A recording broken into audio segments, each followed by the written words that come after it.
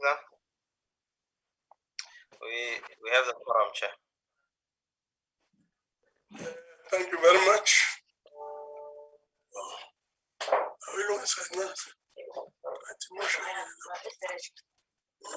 Lochan. You are still connected. Salocha. Yes, just a minute. No, thank you very much. And greetings to everyone. In keeping with our tradition, I'll now bow to my right and bow to my left. And having done so, I'll call on delegates and request all honorable members to observe a moment of silence for prayer or meditation.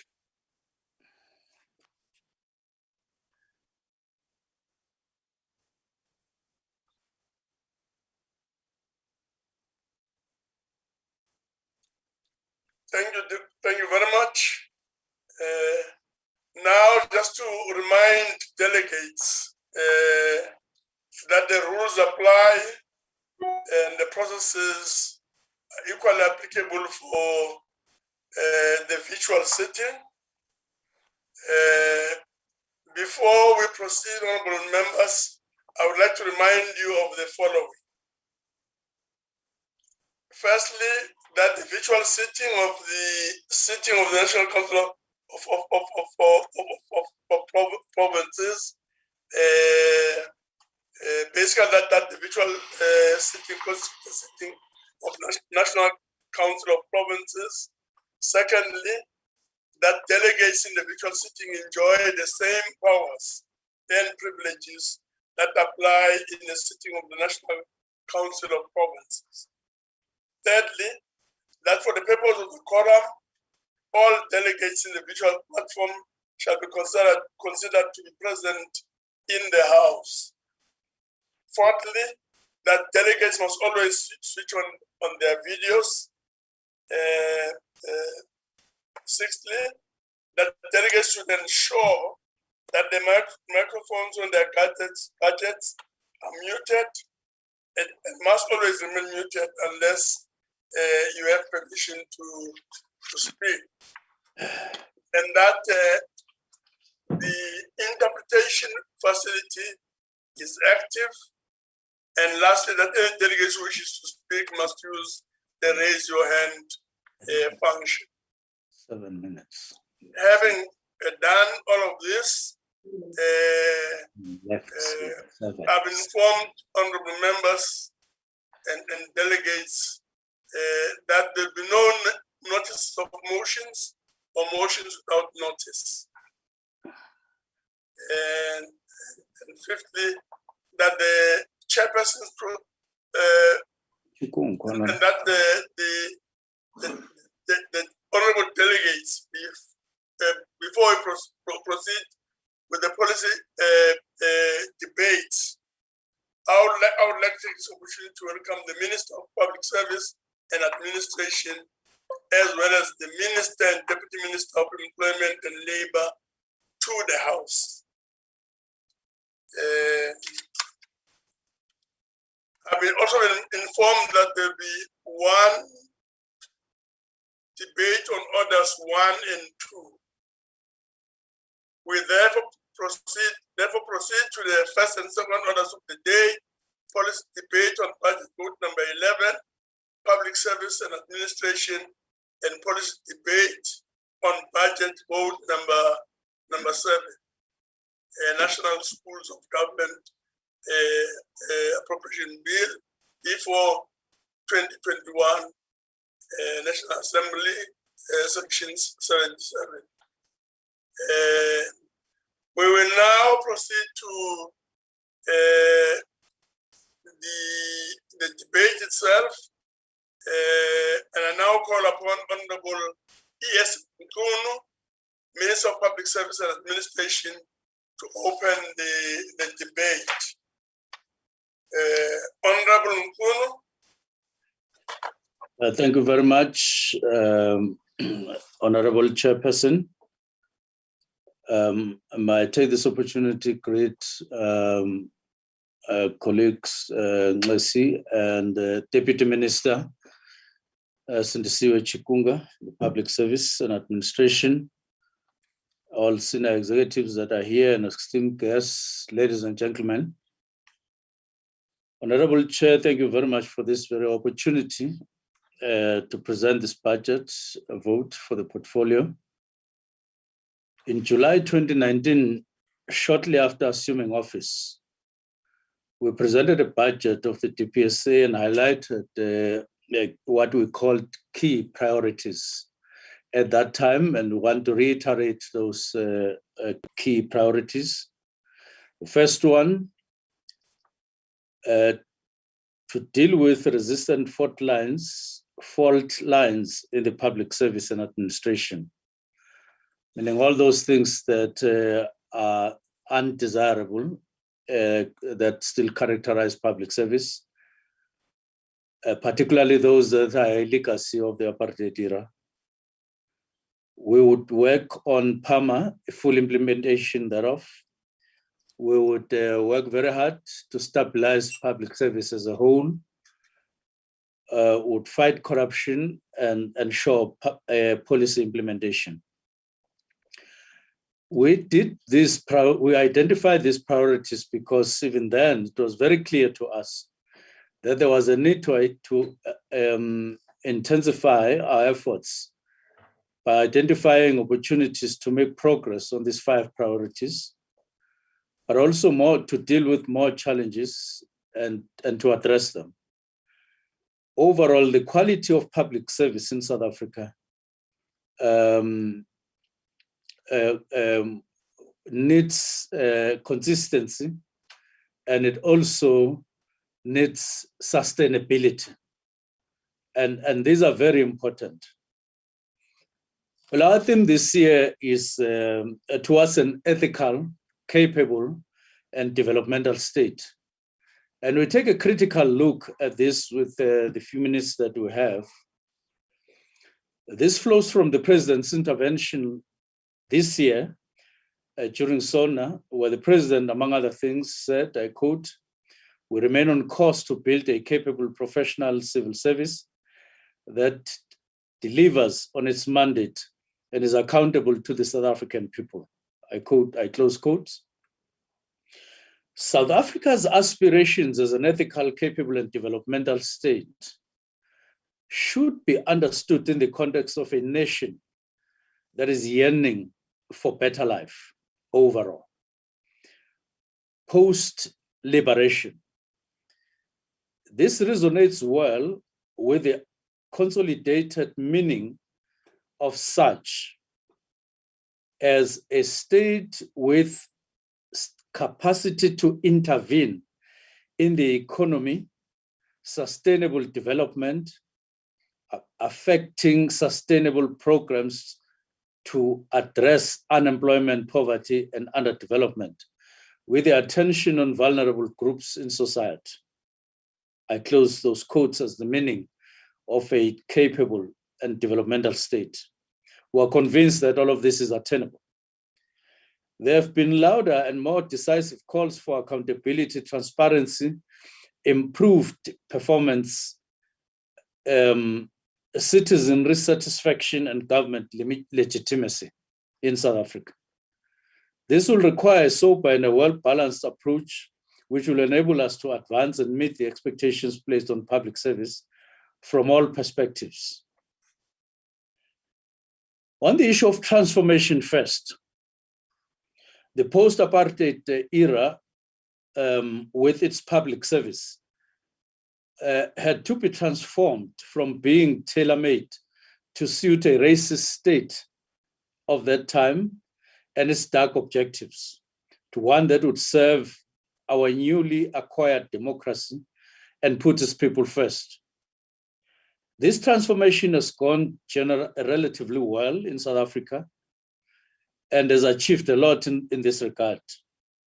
Indeed, the general orientation of public service in South Africa today is serving all the people of South Africa. That's the general orientation, without discrimination of any form.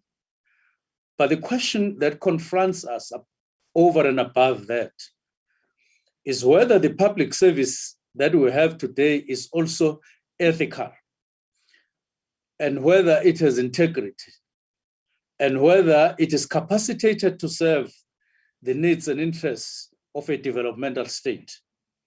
That is the challenge of the public service sector as a whole, including yourselves, honorable members, inside and outside government.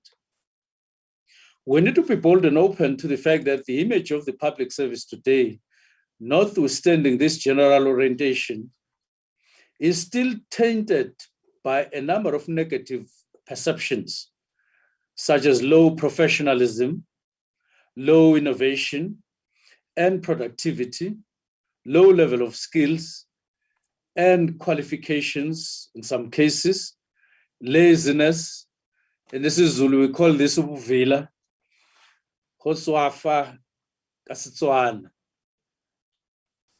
incompetence in some cases, and corruption. Secondly, it still has traits of low capacity to translate public pronouncements into actionable policy and delivery in the interest of the people of South Africa. The other perception that continues to stigmatize public service now is a subculture of what I call sophisticated capture and corruption.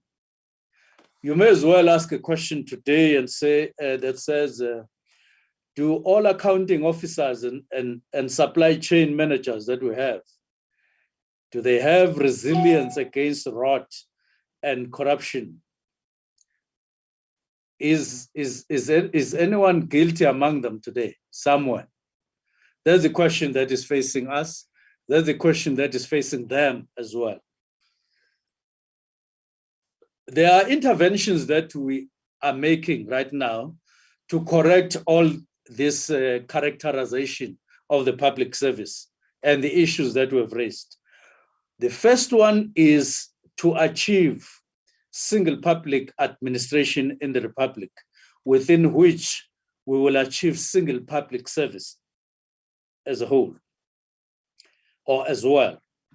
The broad objective of the single public administration and service is to improve state capacity and capability in accordance with the National Development Plan and the objectives of Section 195 of the Constitution. No longer audible, but keep Uniform. on speaking direct to the mic.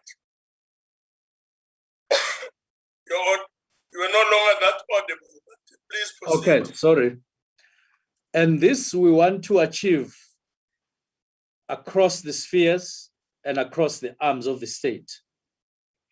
The single public administration does not seek to undermine the distinctiveness of local government as a sphere.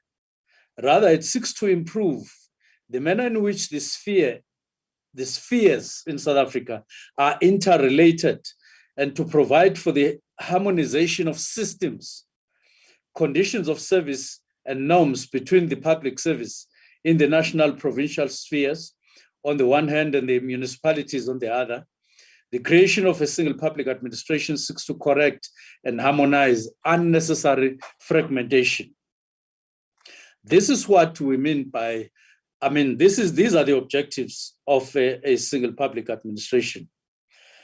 To this end, the Public Administration Management Bill facilitates and transforms systems, mechanisms to service delivery to ensure there is smooth and seamless service delivery at and between all spheres of government through the alignment of human resource, governance, and related arrangements in the spheres of government, and should result into improved accountability.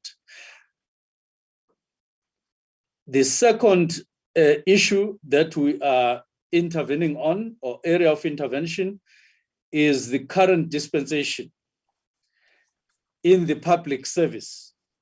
There is an urgent need to review the current dispensation in the public service. In our view, we need a transitional period to a new dispensation.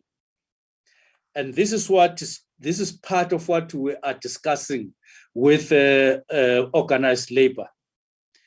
There are 4 principles that need to underlie the envisaged conditions of service, namely fairness, equity, affordability, and transparency.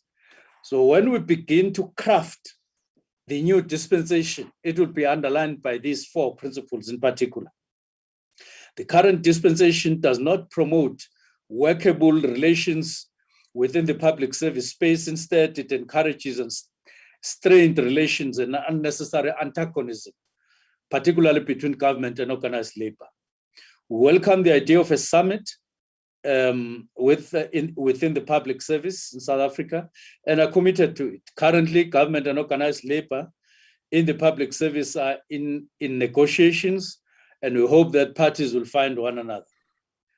So this is the second intervention, and we're doing it. We're crafting it already. Post negotiations currently, we will definitely embark on this particular phase. We describe the 4 components as follows. 1, the citizens of the country, government, and then the 3rd component is services themselves. And the 4th one is public servants.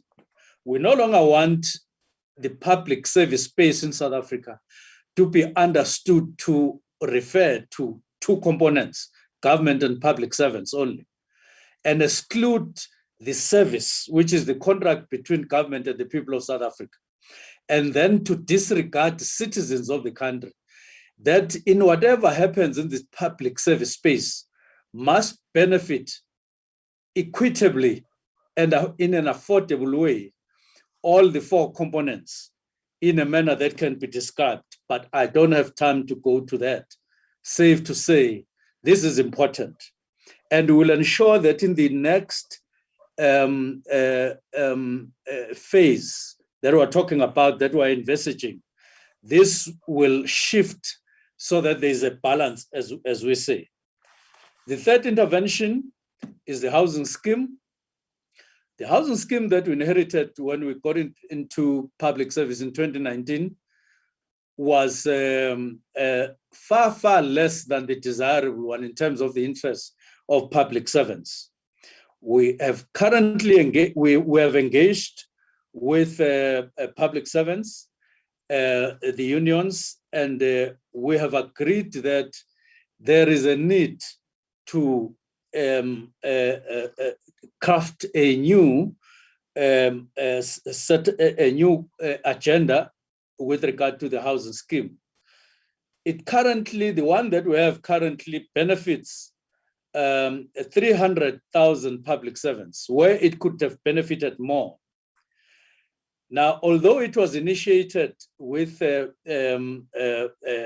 benefits to public servants in mind, but in practice, it does not have favorable provisions with regards to loans to public servants in terms of terms of payments and also interest rates.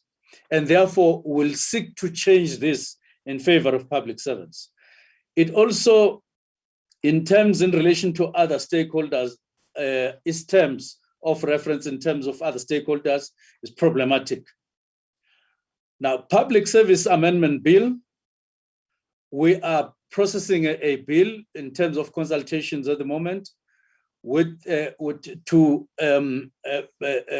craft this in line with the NDP, but also to define in much more clearer terms the powers of an EA, that is a minister, an MEC, a mayor, and so on one hand, and the accounting officers, because very often the lines get blurred. And when it comes to accountability, there is often fingers pointing across. And this time around, we just want to be explicit in terms of who plays what role in the public service, so that when there is a need to take consequential management, we're clear who is guilty here, who must be dealt with here in relation to that.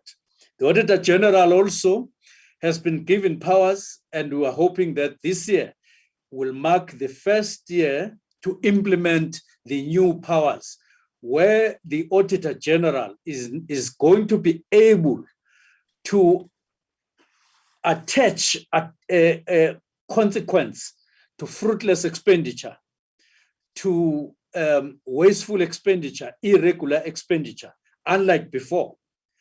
This is the first year of implementation. The Auditor General is empowered in terms of this year to say, you will be charged of this and that, your pension, your what. And so there is now no generality. There's going to be no generality in terms of consequence management in relation to accounting officers where they have to account, and EAs where they also have to account. Now, disciplinary management is something that we are improving. We are very hard at work in relation to that, following the proclamation of the president in 2019. The unit is fully functional and is getting to grips with the core of their business, and we are happy with progress that they have made. But there are two critical and recent contributions by the unit itself. It's on the implementation of lifestyle audits. It has been rolled to provinces in terms of the guideline on how to manage lifestyle audits, plus also the guideline on managing discipline in the public service. We have engaged all provinces, premiers, and we have intervened where there seems to have been recklessness and non-attention or weak attention to disciplinary cases in South Africa. And we are making improvements, but there are still challenges. Impact of COVID-19 has taught us that we need to improve the area of managing public service during disasters in South Africa of whatever kind. This relates to providing public servants with gadgets that are relevant and would enable them to work from home and so on. And the National School of Government is playing a critical role around professionalism, among other things, and training on ethics and pre-entry to public service. And they are incrementally dealing with their work. And tomorrow, we will be engaging the panel that is going to assist government for the next 3 months, just to ensure that we synergize and we sift through the inputs that came earlier on last year, so that finally our framework gets implemented with everybody having contributed and those contributions having been synergized. The budget, we have a small budget, Chair. Everybody knows that in public service, but we are suggesting that or proposing that you support us on the budget that we have been received after cuts of one kind or the other. And as I sit down, I thank you very much for your attention. We are doing our best in terms of our work and our mandates. Thank you very much. Thank you very much, Minister Mkhunu. We will then move on to Honorable M.K. Mwima. Honorable Mwima. Ciao, lewaka budlastilo wa khotla ba setšhaba ya di province. Let me again also express and extend a word of greetings to honorable members, in particular the minister. As the agency, honorable chair, we rise in support of both vote 11 and vote 7. As you have correctly pointed out, these two votes are at the center of today's debate, informed by the following Honorable National Chairperson.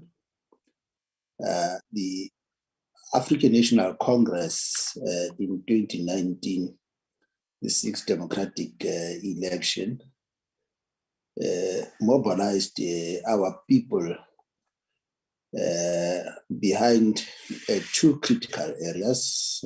Amongst them, Honorable National Chair, is the commitment to step up the fight against corruption throughout the 3 spheres of government and the 3 arms of state, so that we're able to safeguard the integrity of the state, as the Honorable Minister has correctly pointed out. The second commitment that we made on our National Chair was to rebuild and renew a capable and developmental state, with a view to reorganize it in a manner and a way of improving governance in all our 3 spheres, so that we're able to hold all our public servants accountable, and also to ensure that they're responsive to the needs and concerns of our people. Honorable National Chair, guided by these 2 imperatives, the ANC-led government, through the minister, we are confident that they are beginning to put in place a range of initiatives to ensure that we have a public service that is quite effective, that is quite efficient, and that is quite responsive to the overwhelming mandate we received from people, that, as the minister has correctly pointed out, ensure that the fault lines are addressed. In terms of the first imperative that I made reference to, Chair, we support the vote because critical from the vote is the National Anti-Corruption Integrated Strategy that was presented to us, which we believe that indeed it is a necessary intervention to strengthen the fight against Yes, no longer audible, but try and please speak to the mic. Thank you, Chair. Indeed, the strategy is a culmination of intense engagement with critical stakeholders, which we believe that is mainly aimed at mobilizing our society behind a common goal in the fight against corruption. And indeed, our support, Chair, to the vote, we believe that this strategy will ensure that at the national level, there is a consensus on how we tackle the problem of corruption as a nation. The strategy, indeed, Honorable Chair, raises 6 critical areas and pillars to promote and encourage an active citizenry that understand that whistleblowing is nothing but indeed a patriotic and revolutionary duty. Indeed, this National Anti-Corruption Strategy, through the Advisory Council that was raised with us, will serve as an independent body that would oversee the implementation in the next coming 2 years, so that the issue of clean governance, the issue of our values that are sacrosanct, Chair, are not compromised. One of the assignments is to work towards a legislative structure that will be accountable to Parliament, as we heard from the engagement with the department. The Legislative Advisory Council will comprise of business, government, and civil society rep to ensure that monitoring is done on all corruption fighting activities, inclusive of advocacy, accountability, and consequence intervention to deal with those who do not adhere to clean governance. Honorable National Chairperson, this means that while law enforcement agencies and other arms of government remain at the forefront to fight corruption, ordinary South African and patriotic South Africans will play a critical role in preventing the manifestation of corruption to take place, because corruption requires prevention and active anti-corruption practice from all patriotic citizens. The second leg, National Chair, that I referred to at the beginning of the debate is a commitment by the ANC-led government to build a developmental and capable state. Indeed, Honorable National Chair, building a capable state is a further area that the Minister has made reference to.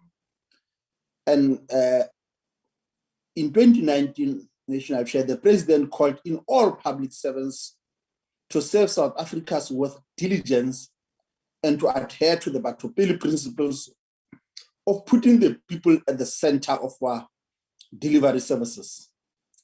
The President further indicated that the capacity of the state will be built around a number of areas. Amongst them, National Chair, will be to strengthen the technical capacity in government to ensure that our programs move faster without any hindrance of lack of technical capacity.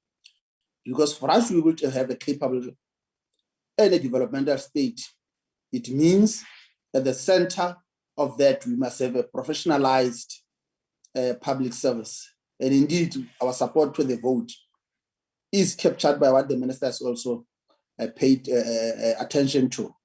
Secondly, Chair, improving the capabilities of public servants through the introduction of the correct curriculum content that speaks to our challenges. Indeed, this is a commitment that the Minister has also made a reference to under the guise of the work that should be the focus of the National School of Government. And indeed, we believe that it is important that amongst them must be an induction to the public service and public servants around the work ethics, and also to ensure that they master that corruption and unethical conduct will not be tolerated. Therefore, the senior management and supply chain management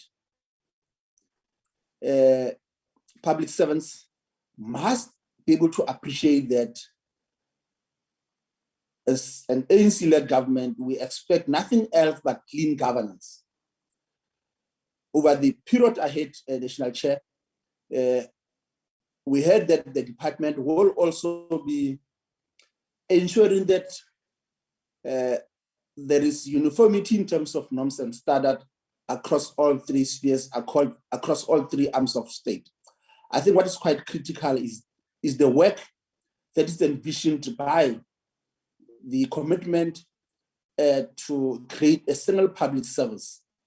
And we also supported the vote, appreciating the work that is being done to review the Public Administration Act, the Public Service Act, but also the work that is being done around the Public Administration Amendment Bill. Indeed, Honorable National Chair, it is important to note that though COVID-19 has had a huge impact on our public service, we appreciate the leadership role that the department is playing in terms of ensuring that there is stability in public service. Hence our clear call as the ANC that the impasse and the tension between government, the commitment to the collective bargaining process must be addressed in a manner One that ensure that the concerns raised by the workers are addressed, but at the same time, the limitation and challenges raised by government in terms of the economic challenges and the affordability of the agreement is also taken into account. As the ANC government, we are looking forward at the manner in which the government interface with the public. We will work tirelessly in ensuring that the government is responsive to the needs of people. And we are looking forward to the department to ensure that it uplifts the public service and also our people from the slumber and squalor conditions that the majority find themselves in. As the ANC National Chair, we remain resolute in restoring integrity, accountability, and transparency in our government, and we will work tirelessly in uprooting corruption from the state in all its forms. We will continue to bring about measures that ensure a more efficient and effective government. Honorable National Chairperson, indeed the ANC moves in support of both Vote 7 and Vote 11. I thank you, Chair. Thank you very much, Honorable Muima. We now move on to Honorable Tim Rogerson. Honorable Tim. Thank you, Honourable Chairperson. Honourable Minister, I greet you all from a very wet and windy Durban, and very cold too. Honourable Minister, when we met for the first time across the table in 2019, I sensed a kinship, not only because we both hail from the best province in the Republic, but because I'd perceived from your time as Premier of KZN that you were a reformer, a politician who wanted to get solid policy in place and systems to contemplate it. I even shared with you some thoughts from my governance studies, and in particular, the formula for corruption. I was encouraged at the time as you were receptive and took time to record this equation. Corruption equals power plus discretion minus ethics. Or perhaps more appropriately in the South African context, power plus discretion minus ethics equals corruption. The perfect manifestation of this is many a South African's pet hate or fear, depending on your disposition. The lone traffic officer on a lonely stretch of road. Now, this chap or lady, for that matter, has, in that environment, all the power. They're enabled by law to wave you down and to compel you to comply with their instructions. They're allowed to assess your person, your vehicle, or your driving behavior. They also have the discretion to let you go with a warning or a kind caution. But, and this is a big but, if you minus ethics from that scenario, they could be inclined to hit at a bribe, whether in cash or maybe just one of those cool drinks in the cooler box in the boot. And so, in a simple ethics-free environment, you have corruption in its purest form. This official, this civil servant, has used their legislated power and discretion to derive benefit for themselves. This simple example leads us to a simple question. In the words of Lenin, no less, what is to be done? But before a solution to the problem can be found, it is essential to understand the problem, to assess the damage and establish the cause. The problem began, and this may surprise some of those who do not know my beliefs, with the Berlin Conference of 1884, which was convened to discuss African colonization, with the aim of setting up internal guidelines for making claims to African land to avoid conflict between European powers. And so Africa was arbitrarily divided up to provide European powers with the right to extract the riches of Africa for the benefit of Europe, and also to manufacture goods which would then be sold back to Africa. In that seminal period, Africa was turned into a continent of consumers, and only industrialists were the Europeans who then used that power to repress Africans who dared to show resistance.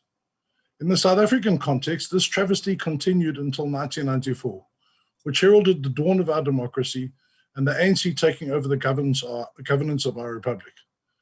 Everyone in South Africa and the world was excited and expectant of the adventures to come. What they did not realize was that a slow poison was quietly seeping into the system, a cancer that would take a young nation with the world at its feet to literally being on its knees in front of the world. Frantz Fanon reflected in his Wretched of the Earth how, inevitably, every post-colonial country will always replace the previous bourgeoisie. No longer with a new one.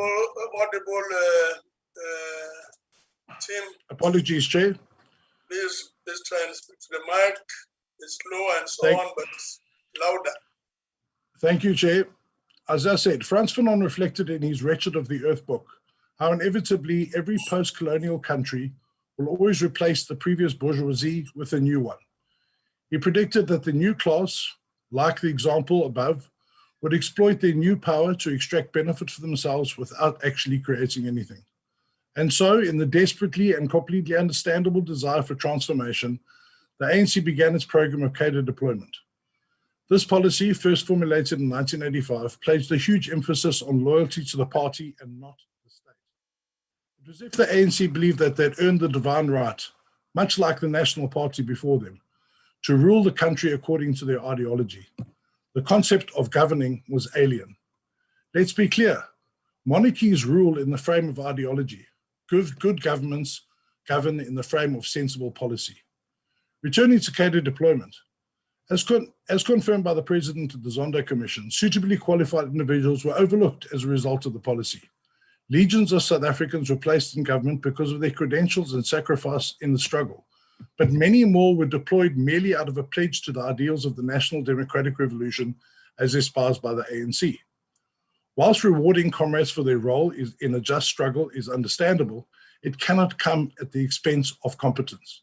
There is simply too much at stake. And so the slow poison referred to earlier took hold. Departments slowly became dysfunctional, but not only overnight, but in a slow process that has taken 2 decades to manifest itself fully. The next ruinous effect to take hold was when the ugly head of greed arose. Businessmen and women became alive to the fact that with a little prompting, these deployed cadres would be swayed to serve their interests. After all, these cadres had power, discretion, and with a bit of encouragement could be persuaded to compromise their ethics. I remind the House again of the equation that has led to the other pandemic we face. Power plus discretion minus ethics equals corruption. In an admirable effort to ward off these efforts, the government promulgated a raft of anti-corruption legislation, with the PFMA being the flagship. But the inherent weakness in such a well-regulated environment lies in enforcement. To quote the Latin, quis custodiet ipsos custodes, who guards the guards? Parliament went from a robust institution under the leadership of speakers such as Freni Jinwala and Max Sisulu to a lapdog pulled along by a leash of majoritarian rule. The scorpions were closed down when they got too close for comfort. The public protector's rulings were simply ignored until the courts had to do the government's work. And the Public Service Commission was hamstrung by budget cuts and interference with its independence.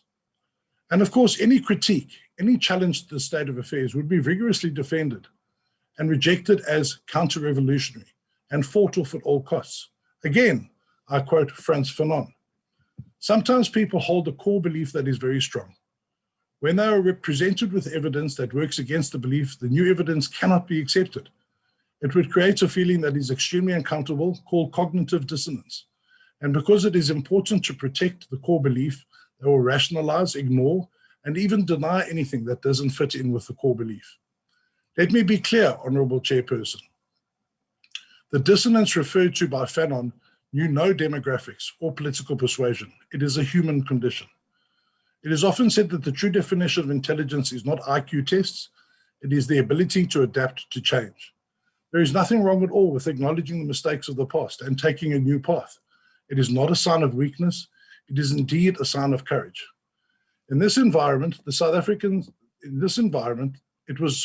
in this environment that South Africans were given hope when legislation like the Public Administration Act was promulgated in 2014. This act gave rise to the Public Service Regulations of 2016. Another feature of this legislation was to establish the Public Administration Ethics, Integrity, and Disciplinary Technical Assistance Unit. This unit was only formally established in April 2020 and is still floundering around working on guidelines and finding all the challenges in the world as excuses not to work rather than simply doing its job. The DPSA annual report rushed through the selection committee last week had many references to anti-corruption, accountability, and challenges, but offered little in the way of actual results. And so, after a full 7 years after the promulgation of the Public Administration Management Act, not much has happened. There is much talk of ongoing investigations and negotiations with bargaining councils, but very few details on actual disciplinary outcomes or criminal trials. So unfortunately, it looks like a paper tiger, a perfect example of a lot of conversation, but not much action. And now that the budget has been slashed by 80.4 million, it is difficult to see how the minister is going to achieve anything in this environment. But perhaps the minister will take this house into his confidence today and give us some encouraging facts and statistics that will reveal actual and not imagined consequences. In the absence of this ministerial assistance, there is, however, hope. That hope is the Democratic Alliance, the only other political party that governs, not rules, in South Africa. And where we govern well. Our officials are committed, they work with the true values of Batopele, and they take ownership of their work. And where our politicians and officials make a misstep, they take it on the chin and they step aside without threats and legal action. We are hopeful that reformers like the minister can take heart in that example and actually start getting things done. A final quote from Fanon: "Each generation must discover its mission, fulfill or betray it." So, Minister, what will you do? We are fearful, however, that, Minister, unless you and your like in the ANC join the DA in forming the rational center of politics in our country, nothing will be done. The time for change is now. Siyabangena. Thank you very much, team. We'll move on to Honorable M. Hjalanga. Honorable Hjalanga. Yes, Chair, Honorable Chairperson, honored members of the NCOP, the Minister of Public Works and Administration, Director Generals, and all senior executives. Good afternoon. Molweni sanibonani. I would like to start by acknowledging the role that has been played by the public servants in the fight against COVID-19 pandemic. When most of us were working remotely in the comfort of our homes, public servants in the health sector, in the education sector, in safe sector, security and social development have been in the front line enforcing regulations and saving lives during this pandemic. And the admin staff in the frontline service departments such as SASSA, Home Affairs and others have been on duty in their workstations physically, keeping the wheels of government in motion. In our provinces, the Eastern Cape, we have lost more than 800 public servants due to COVID-19 virus. And we have more than 20,000 infected employees. And fortunately for us, more than 18,500 have recovered. More than 400 employees who were infected have not yet returned to work. And we're giving them all the time they need to fully recover. The virus has left our workforce with psychological scars. Many have left that they are doing a thankless job, particularly considering the wage impasse in the public service. When we say we value our public servants, we must not only say so in words, with words. We must show also in our deeds that indeed we mean so. Hence, we urge the Department of Public Service and Administration and public sector unions to reach a settlement on the wage issue. It is unprecedented in our democratic dispensation that a wage agreement was agreed and not honored.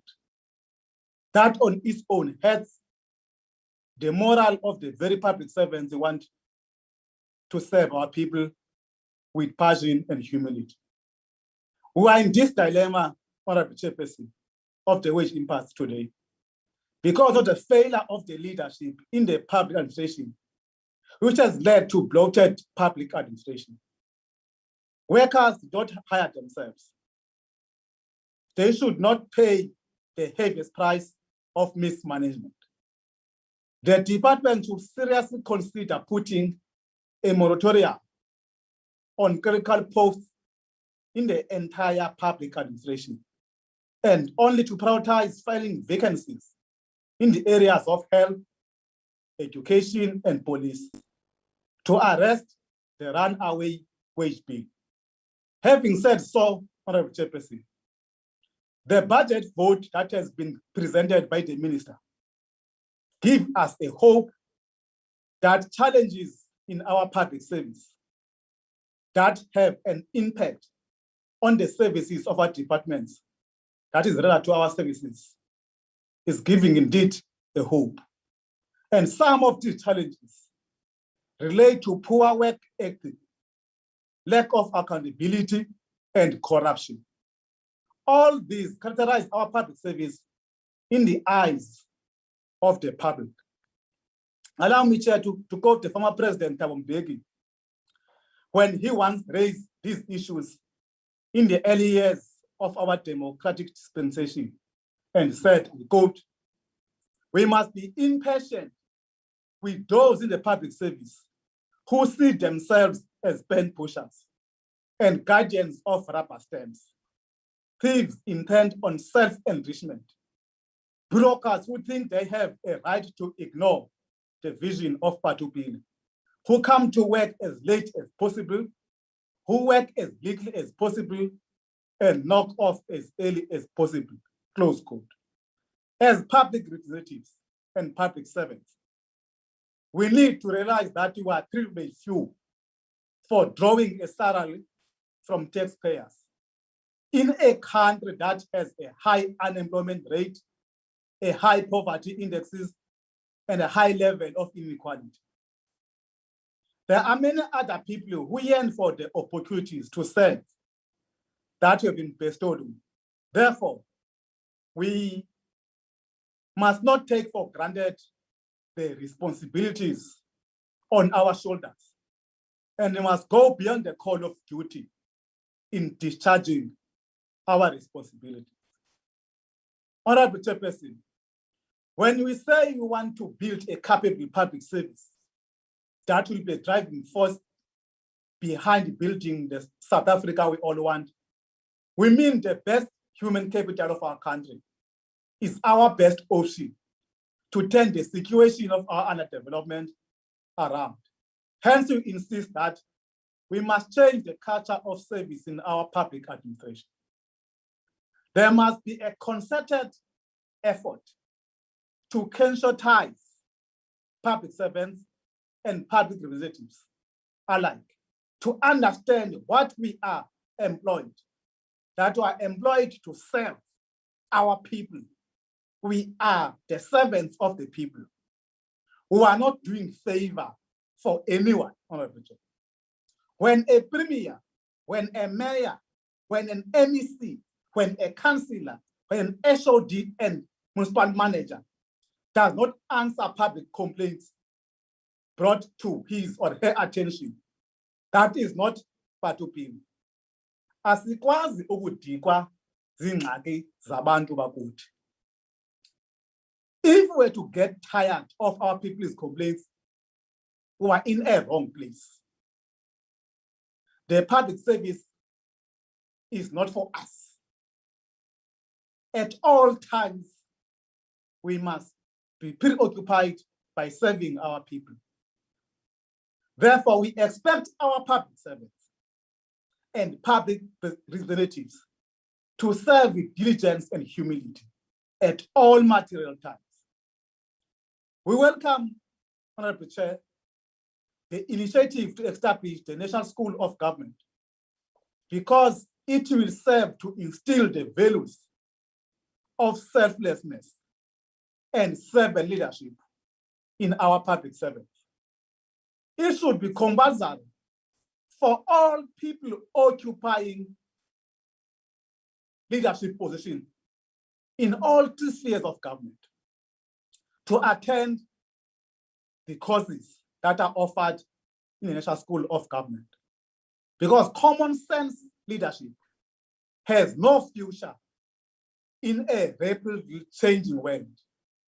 Leaders must learn and must be prepared to go and learn and learn and learn. One of the most unjust challenges that continue to cloud our public service is financial resources that are falling in the cracks of wasteful, fruitless, and irregular expenditure. Corruption and the understanding of funds that are meant to develop our communities. Sadly, Honorable Chair, there are no consequences for those who oversee these resources. Instead, they get rewarded for the wrongdoing. But allow me, Chair, on supporting this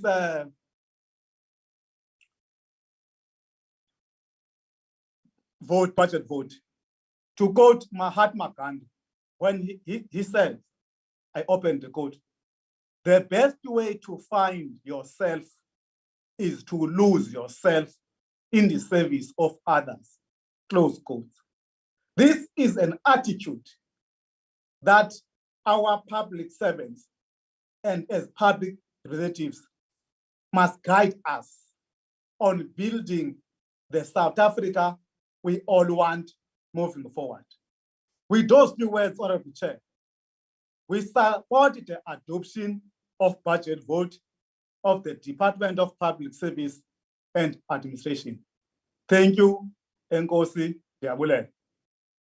No, Siabulela.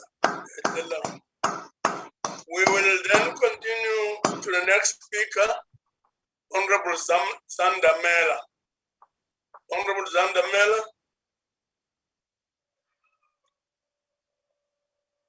Oh, thanks. Yes, thanks, Chairperson. Chairperson, the EFF rejects the budget vote of the Department of Public Service and Administration. The Department of Public Service and Administration no longer exists for the purpose and mandate which it was intended for at the beginning. We were always told that the ruling party is working hard to create developmental state, but all we see is ruling party working hard to steal our tax money while state capacity degenerate. Public servants, well-trained and capable of delivery of service, are forced to push tender papers every day, while majority of the work is outsourced to contractors and consultants. We have a state that occupies itself tender papers every day. We have more than 2.1 million public servants, and majority of these people are occupied with tenders. Some will even forget the training they received. These are the very same tenders that comrades in the ruling party dish to their friends and families. The EFF has provided clear, practical, and cogent plan on what is to be done to reposition the public service, and this is informed by our cardinal pillar number 3, the building enough state and government capacity which will lead to abolishment of tenders. Chairperson, this is the only way we will rebuild our healthcare system, our education system. This is the only way we will rebuild government public works to fix roads, fix broken and aging water system, clean our streets, manage our dump sites, rebuild emergency and medical service system. This is the only way we will rebuild our government and socialist government that will be led by workers, serve workers and ensure service delivery. Our people have been enough have seen enough, they have waited long enough, and they deserve public service that works. We need to begin this work now. We must begin this work by insourcing security services, cleaning services, gardening services, general maintenance of buildings and refurbishment. We must insource catering services in correctional services, hospitals, and for schools, school nutrition programs. We must insource all government transport services for hospital patient transport and all other transport services. We must insource all informal information technology services, auditing services, administration services, and many other services that will allow workers to receive salaries and dignity. Chairperson, the minister is misguided to suggest that government does not have money. It is foolish, and workers should not listen to this limited understanding of how economics and banking works. The government must pay workers for what was agreed in the past. We cannot allow such undermining of labor bargaining resolutions. Once government has paid what was agreed, workers must not accept no salary increase. There must be salary increase for workers and for the good of the economy. We know that unions negotiating a compromise, and we can call on workers to be vigilant. Workers must be vigilant. Workers must get salary increase above inflation, because the price of petrol, school fees, electricity, and all other services have increased, and they cannot afford to live in a salary of 2010 in 2021. We are going to say much. We are not going to say much about the so-called National School of Governance. We are aware that there are people who have created a nice space for themselves and their friends to continue to earn monies they don't deserve. We are aware of contracts that are discussed at homes and advertised when they are already awarded. Many of these are awarded for former white government officials. The only way to get rid of this is through building state capacity. I thank you, Chairperson. Thank you very much, Honorable Zandamela. The next speaker is Honorable L.M. Mushodi. Honorable Mushodi.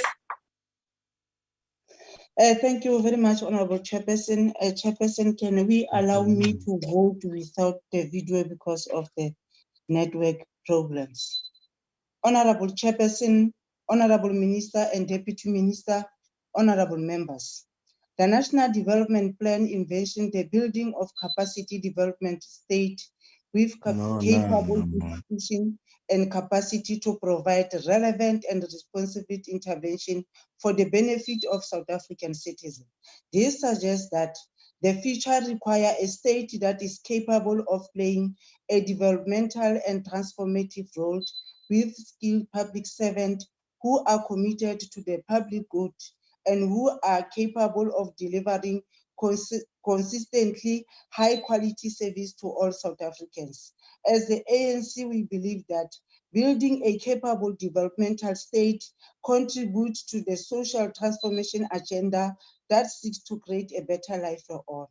This effort includes building a transformed, developed South Africa and what is inclusive of the state and government in which so many of our people entrust and are dependent upon. As the ANC, our objective has always been to address the twin challenges of poverty and inequality. And we have always been understood that as government, we have to play a transformative and developmental role. We know that this requires well-run and effective coordination state institution and skilled public servants who are committed to the public good as government. We acknowledge the need and significant in having skills public servant. As the ANC, we emphasize in our policies the building of the professional public service and the reskilling and retaining of efficient skills in the public service. We therefore have stressed that the national schools of government be the main sources of coordination in capacitation of public servants in government. be responsible for career development, talent, management throughout all three spheres of government. The National Schools of Government play a significant role in capacitation of public servants through their offering of variety of courses to public servants and members of the public in an effort to improve capacitation in the public service. It must be noted that the mandate of the school was extended to all three spheres of government, nationally, provincially, and local government. This extension also includes state-owned enterprises and members of parliament. This is our effort as the ANC to uplift and assist our local municipalities in the state of affairs that they find themselves in. The National Schools of Government provide a variety of courses to the public servant and members of the public. The courses offered by the school range from induction, administration, management, and leadership courses. Most importantly, the compulsory induction programs offered by the school service to introduce newly appointed public servants to the public service and also educate the incumbent of the ethics and professionalism in the public service. Currently, a number of public servants have enrolled in the school nuclear program, which is a prerequisite for the public servant who wish entry into senior management. Provided the change brought about the COVID-19 pandemic, the school has to resort to innovate and digital means of learning. During the lockdown, the school continued to provide online learning where students were able to obtain their certificate. Other features that the school has introduced are webinars and masterclasses, which have gained popularity amongst public servants. As government, we have also placed the school at the center of professionalism in the public service. The role of the NSG can never be ignored when it comes to professionalism of the public service. In the National Implementation Framework, the NSG continue to be responsible for the education, training, and development for public servants to ensure that public servants carry themselves in an appropriate and professional manner in government. The provincial of this program aim at building a public servant that demonstrates developmental value of Batupele knowledge and skills through effective application. Therefore, increasing capacity and commitment to serving the citizens of our country.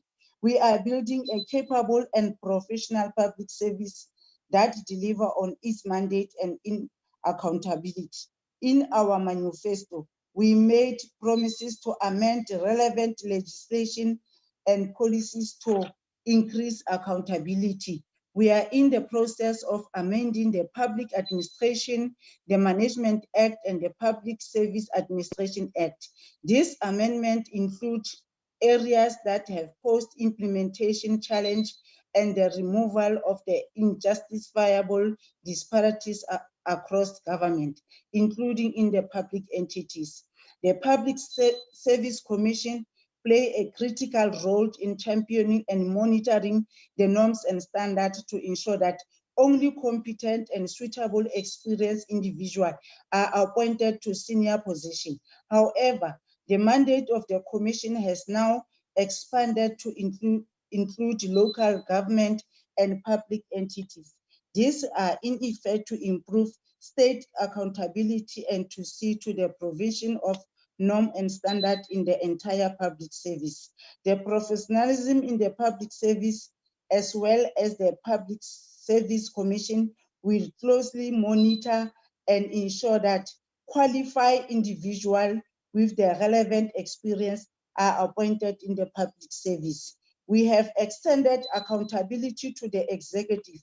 It must be noted that Department of Planning, Monitoring, Evaluation is to strengthen its capacity in monitoring and enhance the policy of performance management, development system, senior management performance agreement of members of executive with the president are in place. and the head of department across provinces are also not exempt.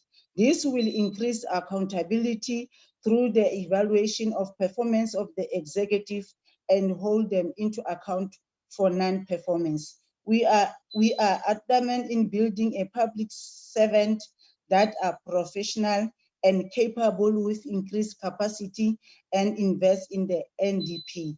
The ANC government is prepared and committed in mitigating the challenge that faced by the state. We are prepared in building capacity in all spheres of government.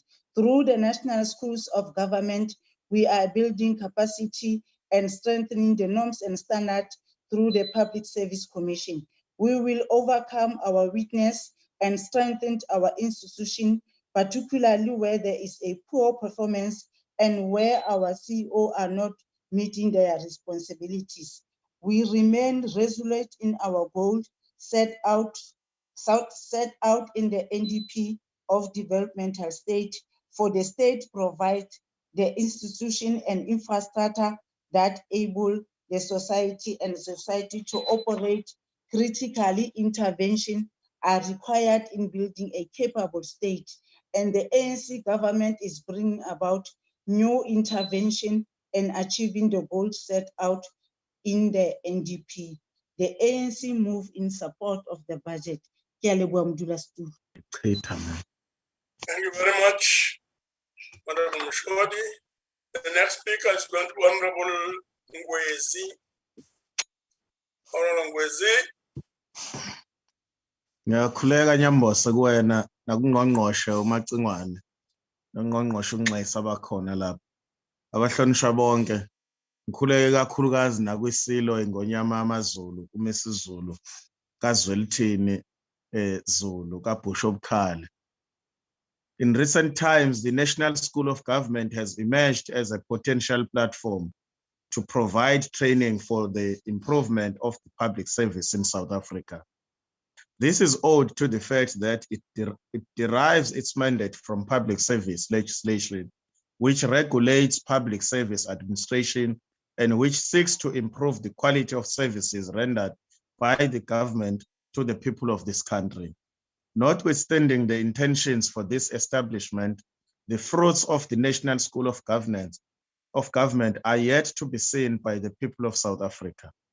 The current crisis in the public service delivery can be attributed to the inadequacy of knowledge as well as inadequate training and development interventions.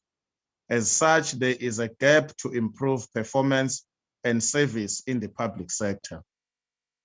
Also, there is a greater agency for the National School of Government to develop relevant and appropriate training and development programs for the delivery of public services. Notwithstanding the difficulties and frustrations of the pandemic, INCOP believes that the Department of Public Service and Administration could have handled the COVID-19 storm better if government had properly utilized the financial resources at its disposal. As such, the IFP calls on the department to use its budget optimally. The budget should be channeled towards the modernization of the public service. This will improve service delivery and answer the cries of our people for the correction of governance and operational challenges in the public sector, which cause inefficiencies and delays. These challenges can be resolved through the proper implementation of government e-strategy and other modern interventions. However, the Department of Public Service and Administration will not fully deliver on its mandate, no matter how much money we channel into it, if it does not address the endemic problem of corruption that is affecting the department. Although INCOP notes that in the medium-term budget will be used to intensify the fight against corruption, we believe that this must be a hollow promise. It must become a reality and should be implemented through several interventions, such as lifestyle audits in the medium term. The lifestyle audits will answer calls for more accountability and ethical and professional behavior in the public service. INCATA hopes that the proper implementation of lifestyle audits through this budget will help to restore integrity and strengthening discipline in the public service. To fully deliver on its mandate, the department must return to basic principles which define public service in our democracy.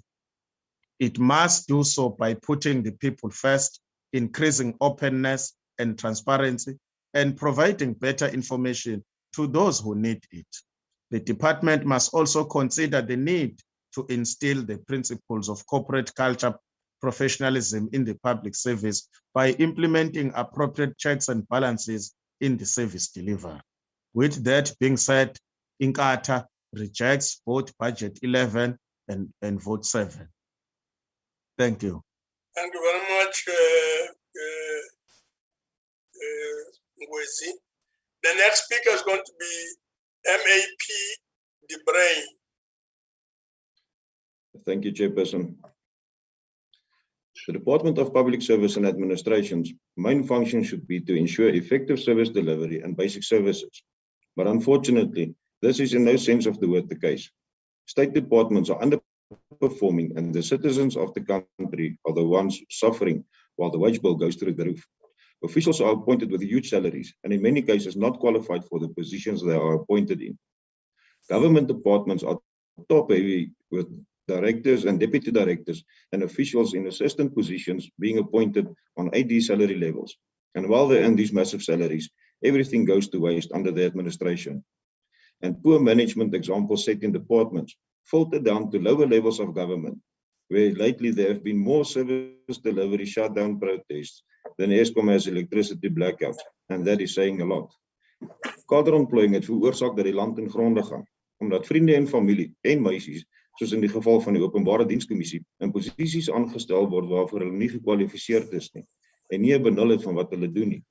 Die eerste stap in die regte rigting om staatsdiens te red, is om amptenare aan te stel op meriete, en nie op grond van ras en regstellende aksie nie.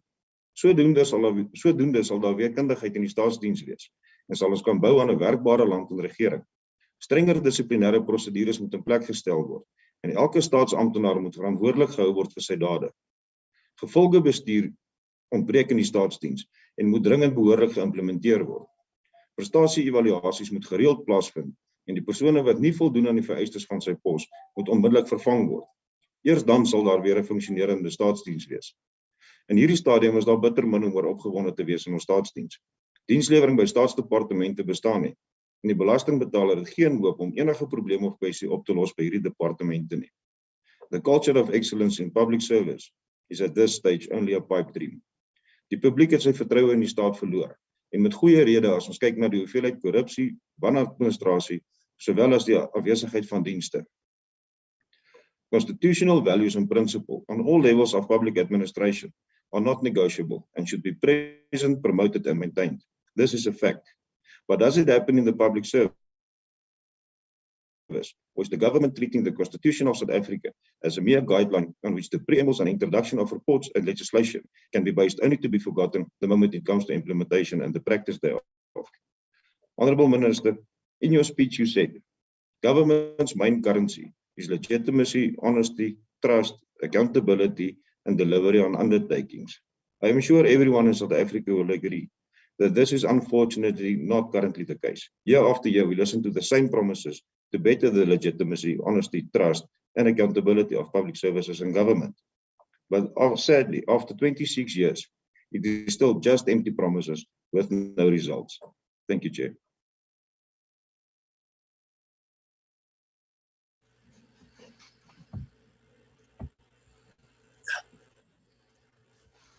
Thank you very much. The next speaker is going to be Kenny Mutsamai. But before Mutsamai speaks, let me hand over the chairpersonship to Honorable Ngwenya. Honorable Ngwenya.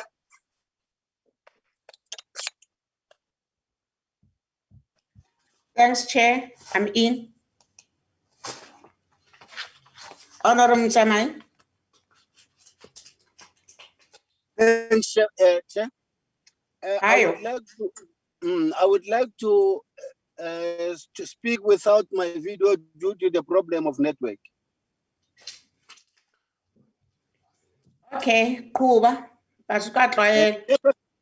Chairperson, the EFF reject the budget vote for the National School of Government. The original mandate of the School of Government was to train ethical and competent public service employees who are steeped in the vision of serving our people. For a state such as ours, troubled by the differential access to quality public service by the appropriation of public money through the illicit practice of outsourcing of service that should normally be performed by the public servants. We need a strong public service that must serve all the people in this country equally.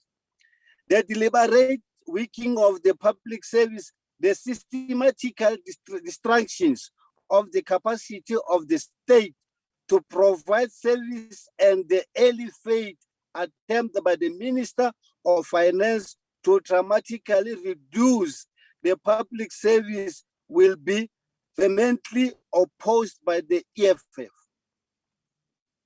These distinctions of the public service is aimed at the handing over the provision of public service to provide companies so that the friends of those in power, their finances can benefit from looting public resources. We want the public service strengthened. We want nurses appointed for rural clinics. We want qualified teachers appointed to teach our children. We want cleaners and security guards providing service to state departments insourced. We want tenders obliged that those appointed in the public service are the ones doing the job. We reject the concept, the COPE plan by the founders of the ANC, represented here by those who want to reduce the size and reach of the public service. We will not risk leaving so many families without job, and we will not agree to the privatization of what are essentially public service functions. The National School of Government must not be passive player in this regard. It must be able to proactively intervene.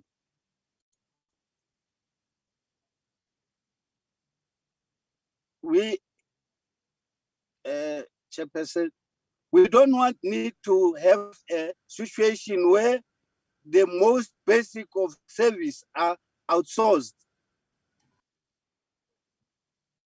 We do, where consultants are paid 16 million in order to distribute 13 million to artists.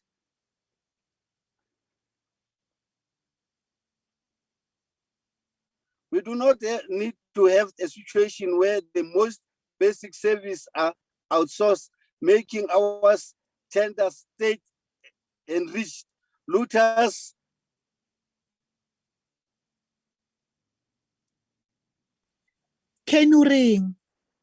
looters will improve millions of our people. We reject the budget vote.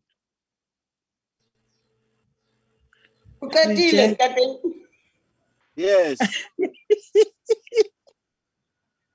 Thank you, Honorable Member. The next speaker is Honorable Nana, the only chocolate. Thank you very much, House Chairperson. Good afternoon, honorable members. Honorable members, the National School of Government is a state institution which is primarily tasked to build a public sector capability in line with the government's developmental agenda. This entity, honorable members, offers courses in administration, induction, management, and leadership. The school supposedly pursues the aims of a Network was professional, great. ethical, and capable public service, as espoused in the NDP. The Department of Public Service and Administration's annual report set out some of the objectives of the school as follows. Number one, to issue a legislative framework to institutionalize mandatory in-service training framework for the National School of Government. So, sorry, Honorable Nana, Honorable Mzamai.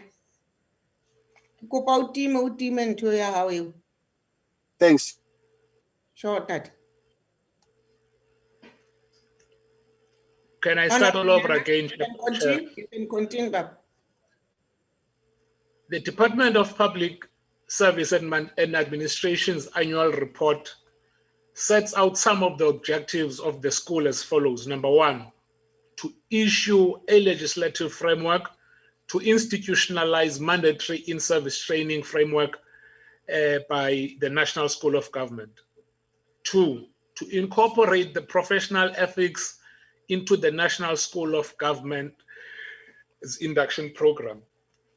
Thirdly, to develop an occupational dictionary. But the fourth and the last objective is particularly amusing to me, House Chairperson. Perhaps it can be summed up in the letters A, B, C, D, and E. A, standing for the ANC, a political party to be avoided at all costs. B, backhanders, which is a particularly distasteful manner of self-enrichment designed to impoverish South Africans. C, standing for cadre development, a 1985 policy of the ANC that has destroyed the fabric of South Africa. D, standing for department, which is a place of service for civil servants, not Luthuli House. E, standing for ethics, something which is patently absent at union buildings and can only be found in the Democratic Alliance. Honorable members, we are putting that alphabetic lesson aside. We now move to numbers, and these are not any better. The National School of Government has experienced a budget cut of 17 million. Out of its total budget, 58%, and I mean a whooping 58% of the total budget of the National School of Government goes to compensation of employees. And we can, without any doubt, say that this is nothing else but another employment agency for the governing party. Honorable members, it is abundantly clear that with all the best intentions in the world, the School of Government, just like all other institutions, has failed in its mandate. 27 years into our democracy, we still hear the same endless pledges to fight corruption, to professionalize the civil service, and so on and so on and so on. But we still hear the same promises to reduce a gigantic public sector wage bill that threatens to sink our economy. I heard the minister talking about fighting corruption as one of his cornerstones in the department. But Minister, how do you explain this? Only last week, my colleague in the National Assembly, Dr. Leon Schreiber, reported to the National Assembly that the DA has revealed that 9 out of every 10 officials flagged corruption by the PSC last year got away scotch-free. In comparison, ladies and gentlemen, with other emerging economies, because we must compare apples with apples, which is also a developmental state. The Malaysian School of Governance has as its motto, and I quote, knowledge, virtue, and service. One of the significant entry requirements of the school in Malaysia is the fact that any aspirant civil service candidate must at least complete a degree in governance before being admitted into any government department. So in developing countries just like South Africa, if they talk about professionalizing civil service, you don't have to carry a blue card of the DA or wear a DA t-shirt to be employed as a civil servant or to be deployed as a civil servant. We, in fact, in the DA has demonstrated this, Minister, in Nelson Mandela Bay in Port Elizabeth. I mean, literally the entire top executive in that municipality. We employed them, knowing them fully well that they're members of the ANC. But because where the DA governs, that is not our preoccupation. We are more preoccupied with the talent and the capability of the individual, coupled with qualifications. Whether you're a branch chairperson or you're a regional chairperson, that in the Democratic Alliance really doesn't speak much. We are a lot more concerned about what we have to offer because you are a South African. South Africans are living in droves. Young people of our country are living in droves to countries in foreign shores. These are skilled young kids who are eager to come and contribute in their country. But because of the color of their skin, they cannot get employment in the. Now, these scarce skills that parents have paid so much for, and in fact, the government has also contributed towards their education, are being enjoyed by other countries elsewhere. The DA, honorable members, is the only party in South Africa that runs a province that is moving forward rather than backwards. This party ensures that the competent people are appointed to give life to the meaning of the principles of Batuphile in all that they do. It is a party true knowledge. It is a party true knowledge, virtue, and service that gets things done. It is clear in my mind that the National School of Governance emphasizes talk shops, workshops, promises, but the module on actually doing the hard work and simply getting things done appears to have been relegated to an after hours or extramural activity. The time for change is now, and the only alternative that would take a lame duck incapable civil service forward is the Democratic Alliance. Now, ladies and gentlemen, talking about professionalizing the civil service, it can never be enough for a person to be occupying a senior government position only on the basis of the color of that person's skin or only on the basis of the membership card that he. Surely, Mr. Minister, we need to do more in this regard. We must end cadre deployment if we are to take our country forward. Thank you very much. Thanks very much, Honorable Member. The next speaker is Honorable E.R. Landsman, African National Congress. Hoi, hoi, hoi, no Fransman. Hoi, hoi, bro. I need Fransman, Honorable Chief Whip, Landsman. Fransman is with his. Thank you, Honorable Chairperson. Selfe type politiek. Am I audible? Yes, Honorable yes. Chairperson. Honorable Chairperson, the COVID. Honorable Chairperson, Honorable Minister, Honorable Deputy Minister, Honorable Members, I greet you here today in the wonderful name of the African National Congress. COVID-19 pandemic has had a devastating impact globally. It affected economics, livelihoods, and governments throughout the world. Our people in public service suffered immensely. People were unable to go to the offices due to the pandemic. Many government services were put on hold, and people had to find innovative ways of working. Some were introduced to a whole new world of digital technology where many work from home, utilizing digital. And sometimes when ESCOM hit us, it is not helping us to continue the digital way. Zoom meetings became a norm, and so suddenly no one was immune to it. During this pandemic, we recognize importance of fast-tracking our investments in digital technology, providing the progression of the fourth industrial revolution. A number of people lost the source of employment due to the pandemic, increasing poverty, inequality, and the gap in our society. The triple challenges of poverty, inequality, and unemployment is a serious concern. The age gap, I don't know in South Africa what is our problem, but the age gap, 60 years must retire. I don't know, is it a policy or is this, I am worried about that one. Our youth is really in serious concern. It is a serious concern that the youth unemployment gap is too much. There is a lot of skilled, qualified youth that needs to be looked at. Can we please focus on making sure the youth are catered for in the name of the ANC, development towards the youth? Thank you. A number of people,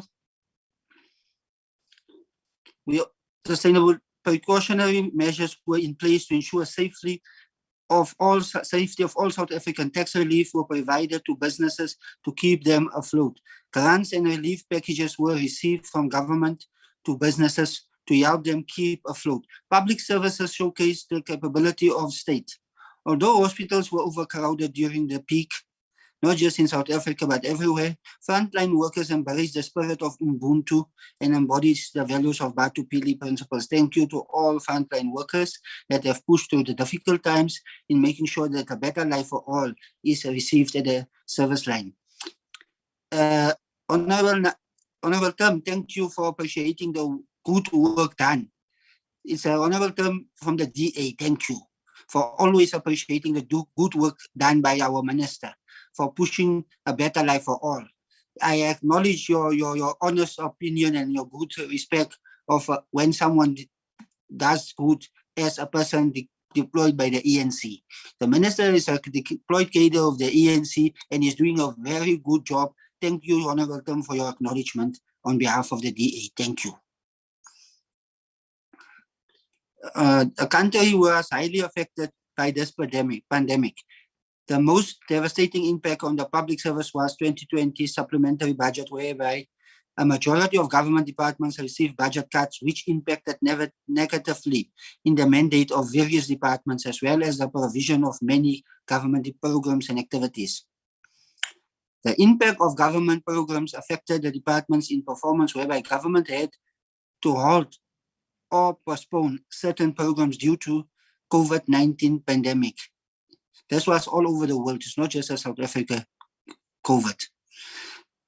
This led to a lot of departments not attaining envisioned targets, which affected the implementation of service delivery, and departments adjusted to annual performance plan. However, the process of allowing departments to prioritize programs and see which programs were not necessary as a priority, the department sought and realized ways of being economically to certain responsibilities and service performed by the public servants, being able to perform the duties remotely at home.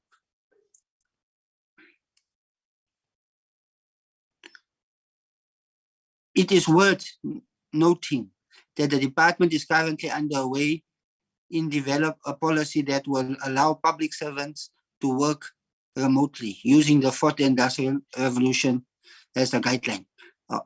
Honorable members, the COVID-19 has demonstrated the ANC government is a responsive government and a rise to the level in which is envisioned for it, which it will become a capable state with the necessary capabilities that respond to the needs of our people. Through the presidency, we will continue to provide informative, reliable information to caution members of the public to remain safe and aware.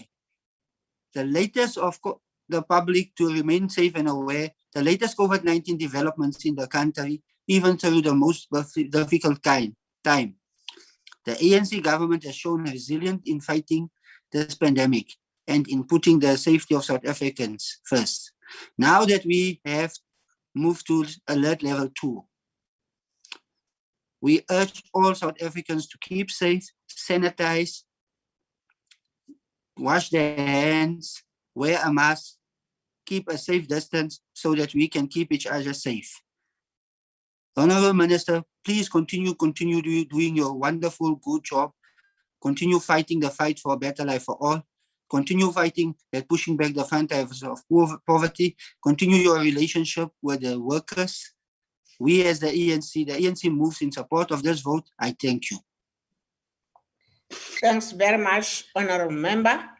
The last speaker is Honorable S. Mchunu, Minister of Public Service and Administration.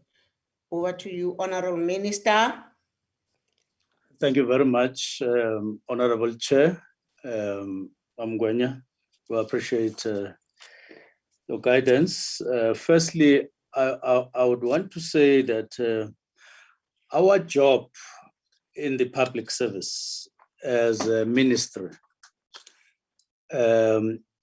is really to contribute to good governance via the work that we're doing in the public service space.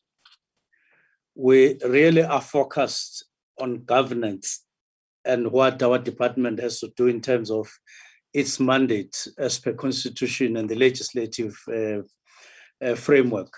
We're not on politics, and we're not so much interested in discussing political statements and manifestos in this platform. And in that venture, we really and sincerely welcome all the ideas, no matter how critical they would be, but as long as they enhance government's efforts and our efforts to building a better public service in South Africa, and thereby contributing in building our country, we welcome them. South Africa and its people can only become better tomorrow if all of us use this platform constructively, not so much to build the ANC for those who are not ANC members, but for being constructive insofar as our work in government and parliament is concerned, to build South Africa and make sure that our people have a better tomorrow. And further, I just want to say that we really think that we would advise some of the members in the NCOP to have a closer look at the National School of Government. I don't think that they are describing the same school that we are ministering over, especially after we issued directions to the leadership of the school to position the school to do its work as per its mandate. I think they are talking about the past or about something that is being created and fabricated elsewhere.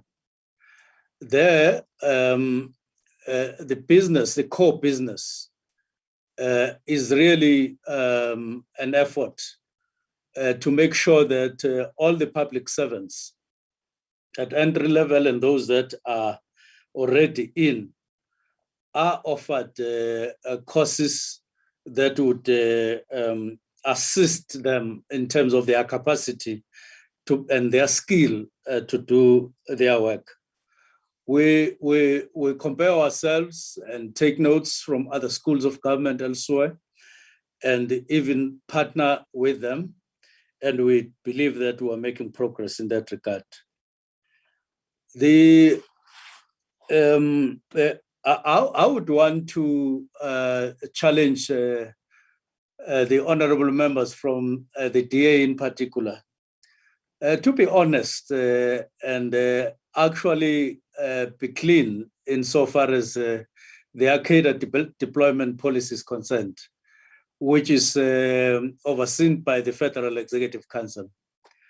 And have a look at that before they look at the ANC's cadre deployment policy.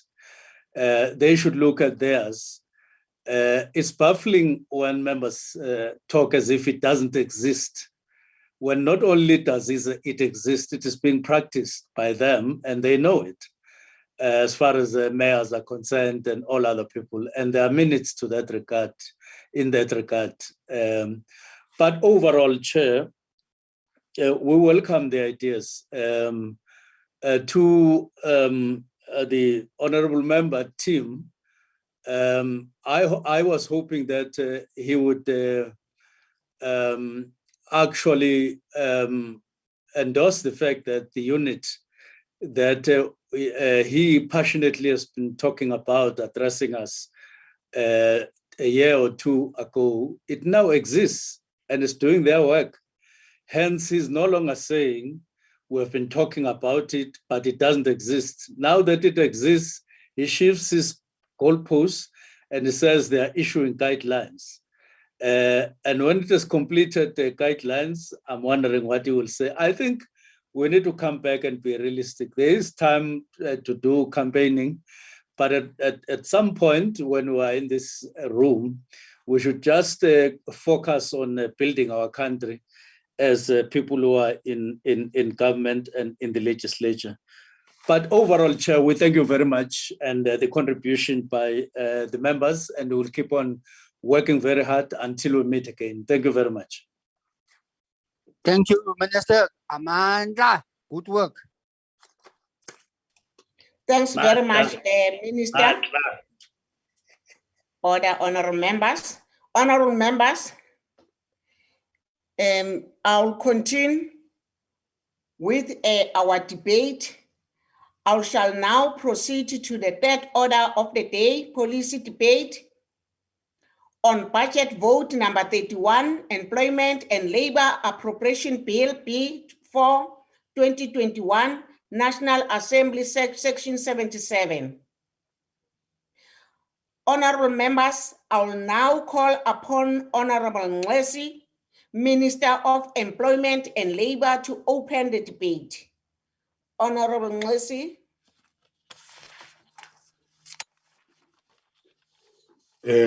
Thank you, Honorable Chairperson and members.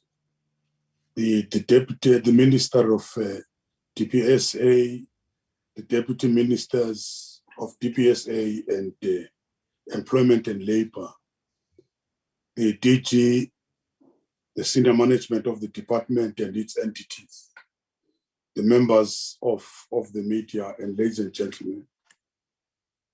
Chair, we can all agree that this has been a difficult year. 56,000 fellow South Africans have succumbed to COVID-19. Thankfully, the overwhelming majority of those infected recovered. The pandemic and the lockdowns resulted in massive disruption to economic activity and livelihoods. 2020 experienced a 7% drop in the GDP, resulting in 1 million jobs lost. The first quarter unemployment rate rose by 0.1% to 32.6%, though less than the 33.4% predicted by the economists. The figures are stabilizing, but remain unacceptably high. These trends also adversely impact government revenue and budget. The estimates of the national expenditure allocation to the Department of Employment and Labor was reduced by 339 million, resulting in a final appropriation of 3.3 billion for 2021. The department's draft appropriation statement for 2021 reflects underspending of 6%. This is a measure of disruption wrought by the pandemic, as the programs and the targets were modified as contact services were reduced. And they were reduced to curb the spread of the virus. Performance against the targets for 2021 stands at 51% compared to nearly 90% in the previous year. Despite difficult conditions, the department and the majority of the entities received unequal audit reports from the Auditor General for 2021.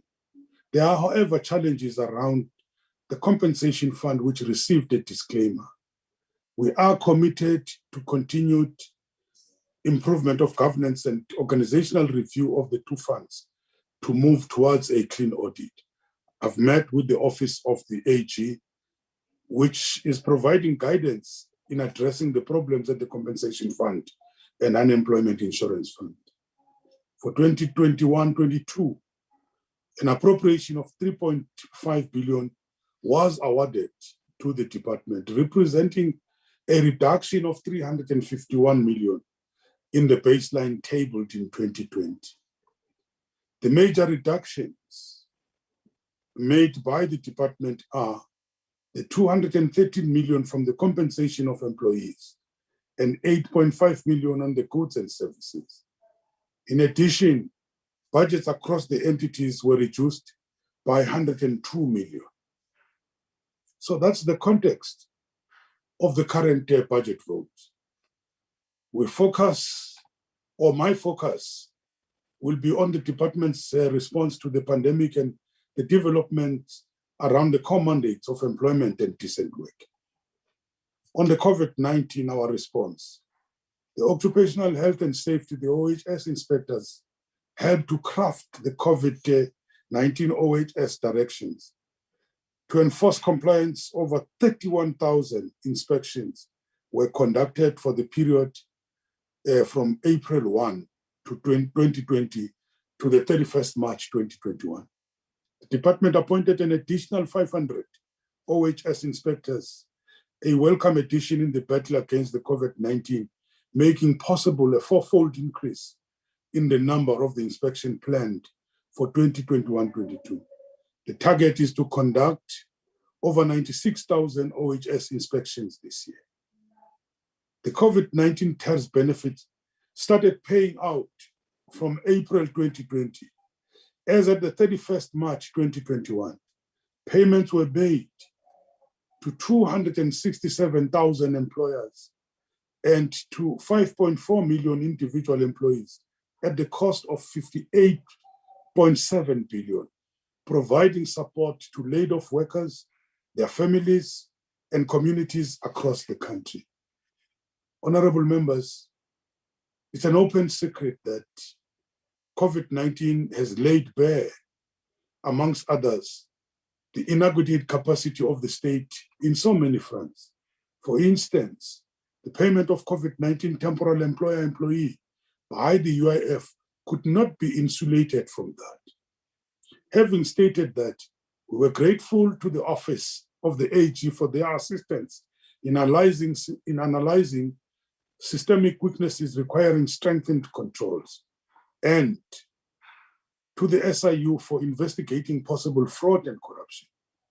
Disciplinary hearings are being conducted in relation to the suspended senior officials on the basis of the preliminary report received from the SIU. These investigations remain ongoing. Not just relying on that, we're also doing our own investigations. We were also protected against fraud and corruption by the UIF's follow the money strategy to audit all the employers that received the COVID-19 TERS funding. Up to the 31st March 2021, 1,052 employers had been audited and the payments to 1.3 million workers verified. The auditors verified payments of 16 billion and traced 228 million that was fraudulently claimed by employers. We are also following the case of the taxi drivers in Gqeberha, where there are allegations of TERS funds that may have been claimed by some, but processed inappropriately. Of the 121 employers that have already been handed to the Hawks via the Presidential Fusion Center, 16 have appeared in court.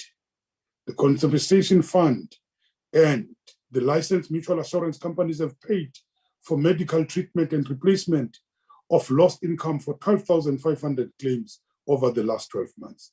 These bodies have also set aside 1.3 billion in terms of the COID Act to fund vacancies or to fund vaccines, not vacancies, right? To fund the vaccines for some 3 million uninsured workers and COID pensioners. The National Economic Development and Labour Council, NEDLEC, played a critical role in uniting the social partners in common response to the pandemic, shaping the income relief responses and the health and safety directions for the workplaces.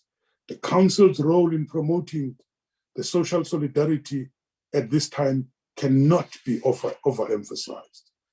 On employment and economic recovery, NEDLEC also continued to facilitate the social dialogue around the issues of growth and jobs, monitoring implementation of the Presidential Job Summit commitments, and blocking key structural reforms, now taking up, which has been taken up by the Operation Vulindlela, led by the National Treasury and Presidency. NEDLEC also facilitated input by the social partners into the government's Economic Reconstruction and Recovery Plan, which we call the ERRP, which was announced by the President in October 2020. In the current year, NEDLEC's priorities include the implementation of the Economic Recovery Plan with a focus on energy security, localization, improving public transport, the movement of freight, and enabling small businesses development, as well as the rollout of the vaccination campaign in the workplaces. Business and labor are agreed on this as part of the reconfiguration of the department to give effect to the additional employment mandate. The labor activation program called LEP, funded by the UIF, were refocused to contribute directly to the job creation and preservation. Despite the disruptions in 2020, 23,867 youths benefited from the LEPs against a target of 26,000, whilst 33,000 benefited from the LEPs opportunities against a target of 47,000. So UIF LEPs targets for 2021-22 include the 12,000 youths targeted for training, 41,000 UIF contributors targeted for job retention or re-employment, as well as supporting the SMMEs and establishing 30 cooperatives. The UIF will strengthen the normal employer-employee relief scheme to give relief to struggling businesses to save jobs. Typically, businesses that have notified the CCMA of their intention to retrench would then be invited to apply for support from the UIF normal TERS, and where approved, referred to the Productivity South Africa to develop sustainable business strategies. From 2021, the UIF has invested 104 million to assist the distressed businesses. The CCMA has recorded an unprecedented number of referrals of Section 189A retrenchments. Those are retrenchment matters. The processes facilitated by the CCMA in 2021 resulted in 42% of notified at-risk jobs being saved, some 58,000 jobs.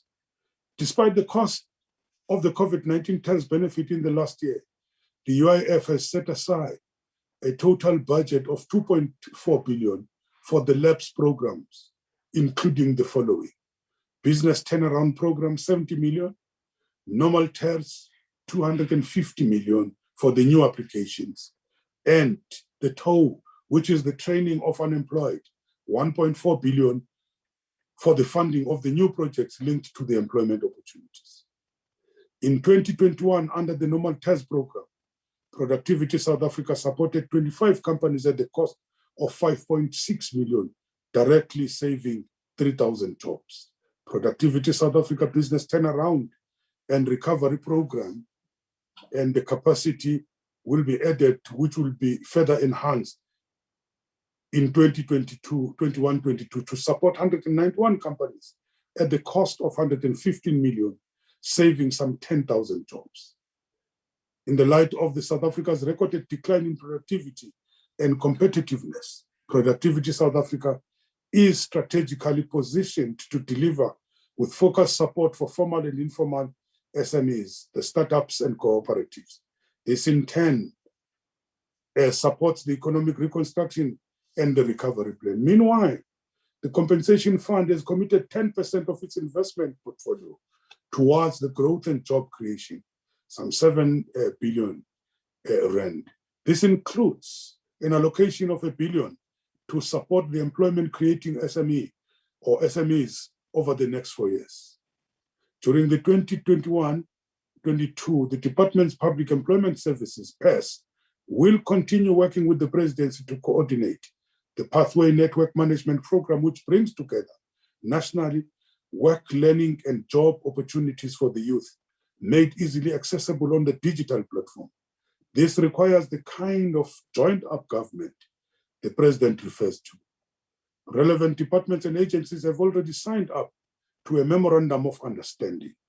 Some 436,000 youths not employed, not in education or in training, we call them NEETs, have already been supported with 170,000 placed into the various work opportunities through the wider Pathway Management Network.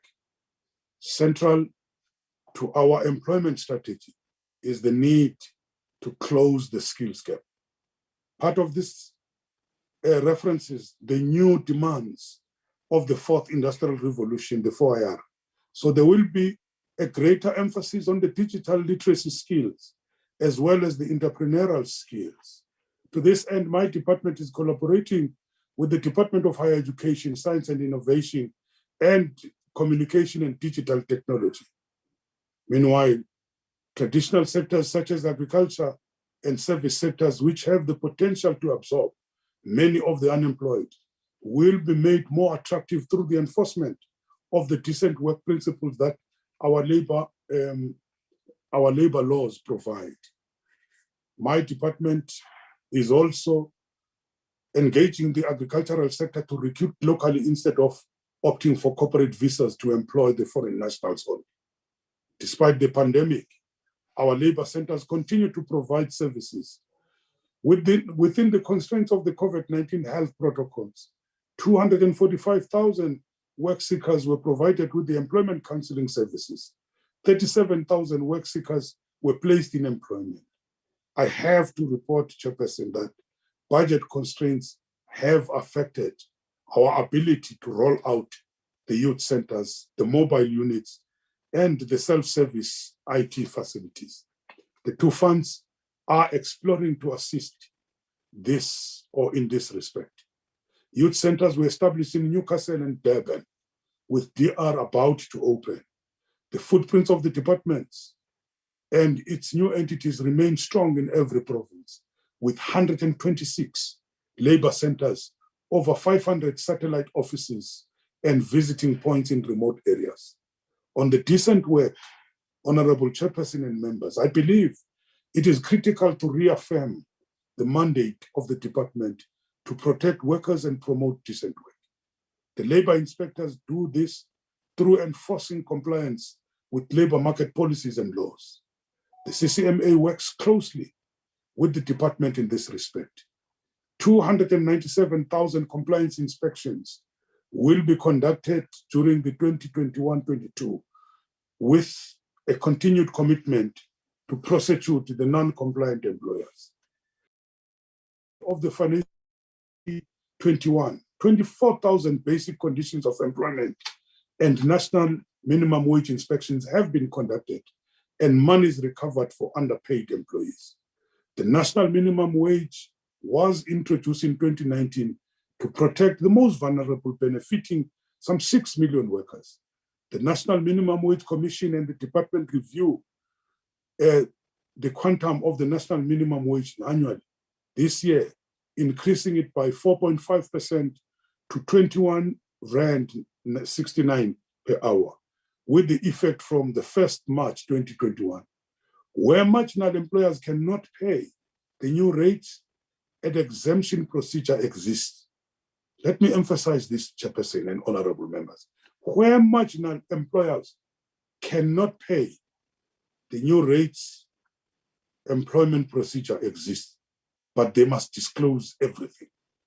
I should also flag that research commissioned by the National Minimum Wage Commission into the broader impact of the national minimum wage legislation indicates that there has been no negative impact on employment. Meanwhile, to encourage employers to comply with the Employment Equity Act, 3,432 inspections are planned for the current year, up from 1,604 in 2021.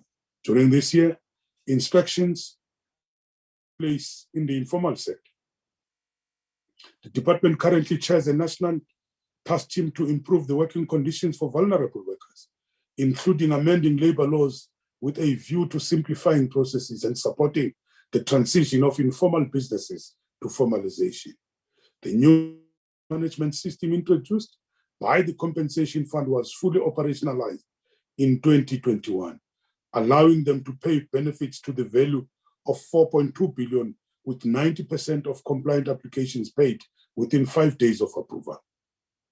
I do not have at least the provincial, in fact, I do have the provincial breakdown of these claims, which I will make available later.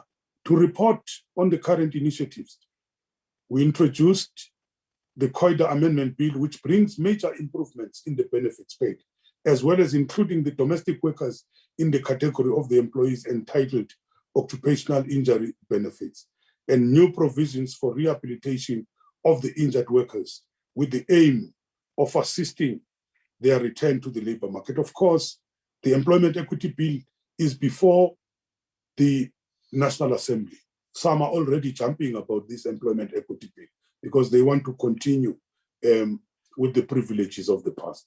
We should all be delighted with the speed of processing of the ILO Convention 190, eradicating of violence and harassment in the workplace by the Select Committee of this House. Conclude, Honorable Minister.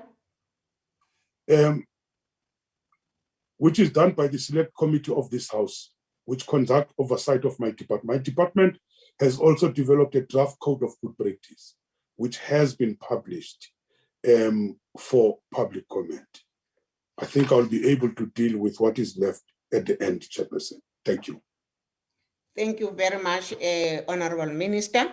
The next speaker is a chairperson of Select Committee, Honorable M.I. Hai. Thank you very much, Honorable House Chairperson.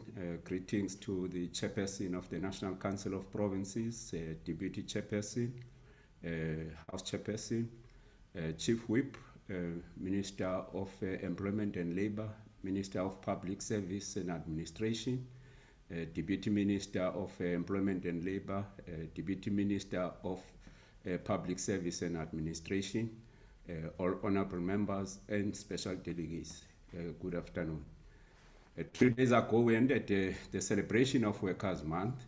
While the month of the working people has passed, we must never lose sight of the immense contribution that workers, particularly frontline workers, have made to saving millions of lives of South Africans from the deadly COVID-19 disease.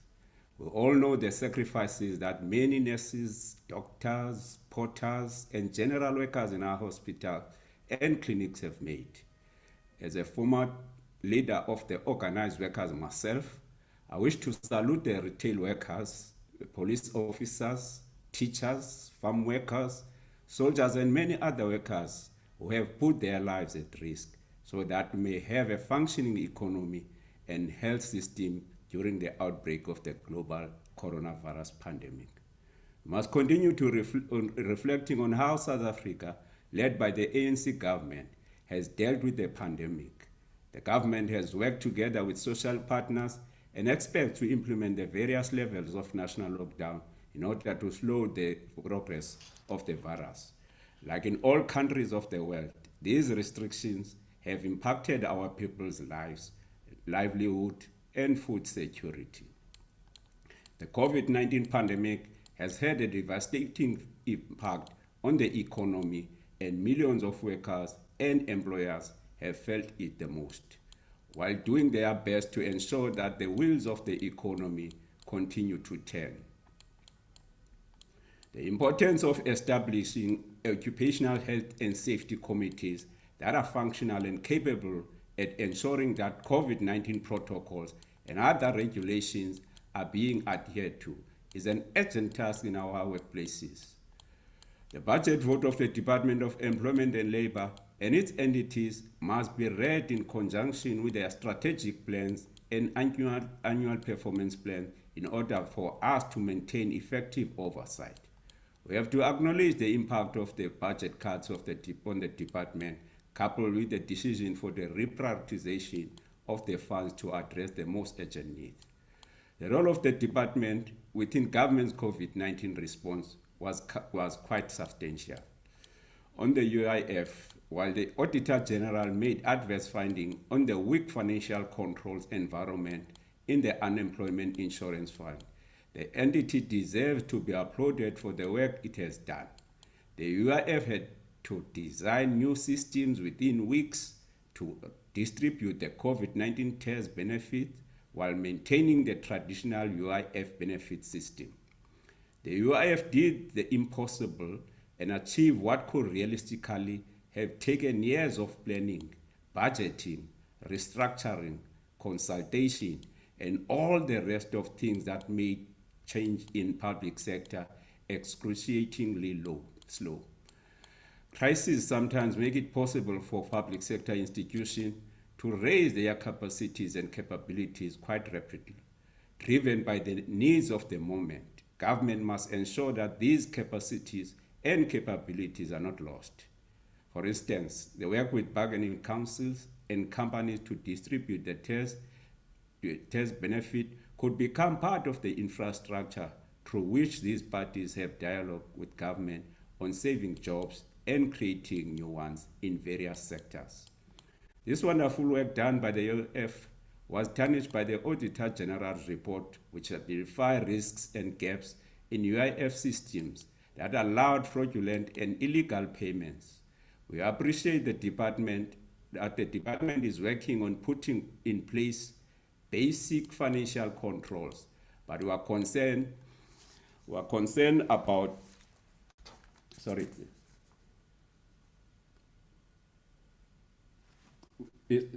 creating this wonderful job. This wonderful work done by the UIF was tarnished by the Auditor General's report, which identified risks and gaps in UIF system that allow fraudulent and illegal payments.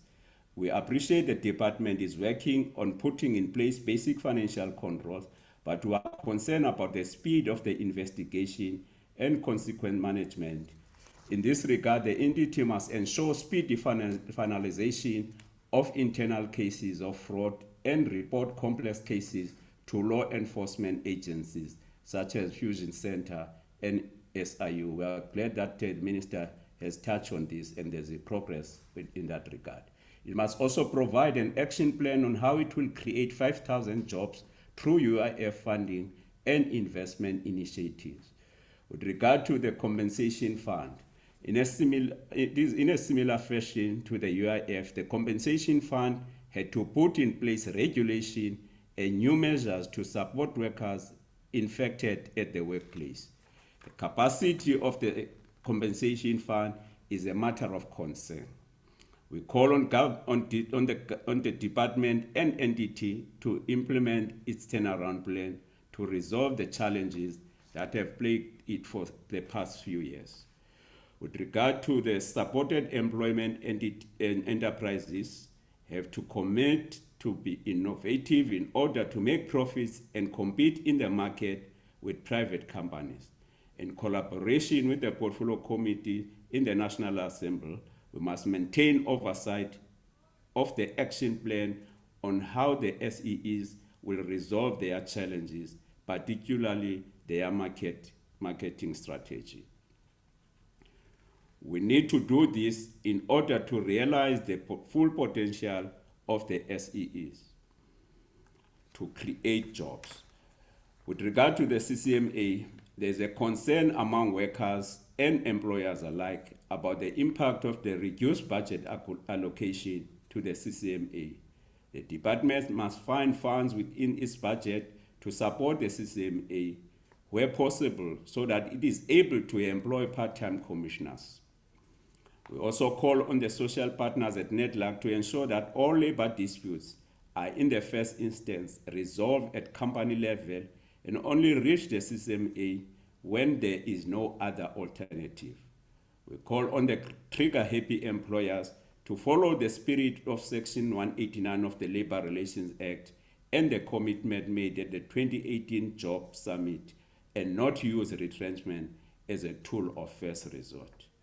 The Inspection and Enforcement Services branch did an integral job of enforcing existing health and safety regulation and to keep workers safe, while also having to enforce the COVID-19 regulation.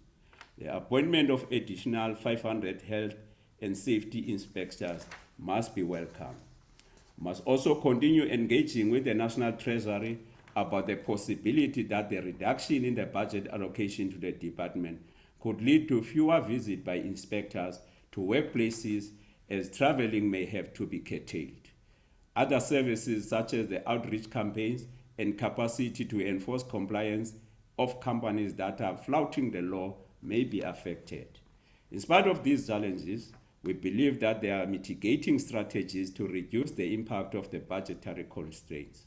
These include taking advantage of technology so that remote inspection training and advocacy sessions, where possible, are conducted.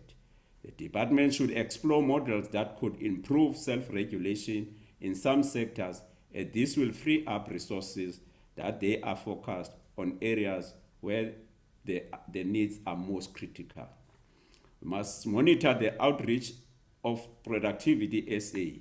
It is a concern that the NDT is planning to reduce fruitless and wasteful expenditure only by 10% from the baseline of 518,000 rands. The target of saving less than 10,000 jobs in companies facing economic distress is too little in the light of enormous challenge.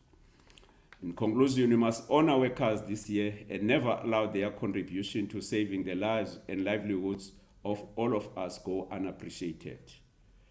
As we welcome Youth Month, I am reminded of the words of the revolutionary martyr, Comrade Christian, who said, "We need to create the pathways to give hope to our youth that they can have the opportunity through education and hard work to escape the trap of poverty." Indeed, the greatest lesson of COVID-19 is that we must do everything in our power to address the challenges of unemployment, inequality, and poverty with a greater sense of agency. I thank you, Honorable House Chairperson.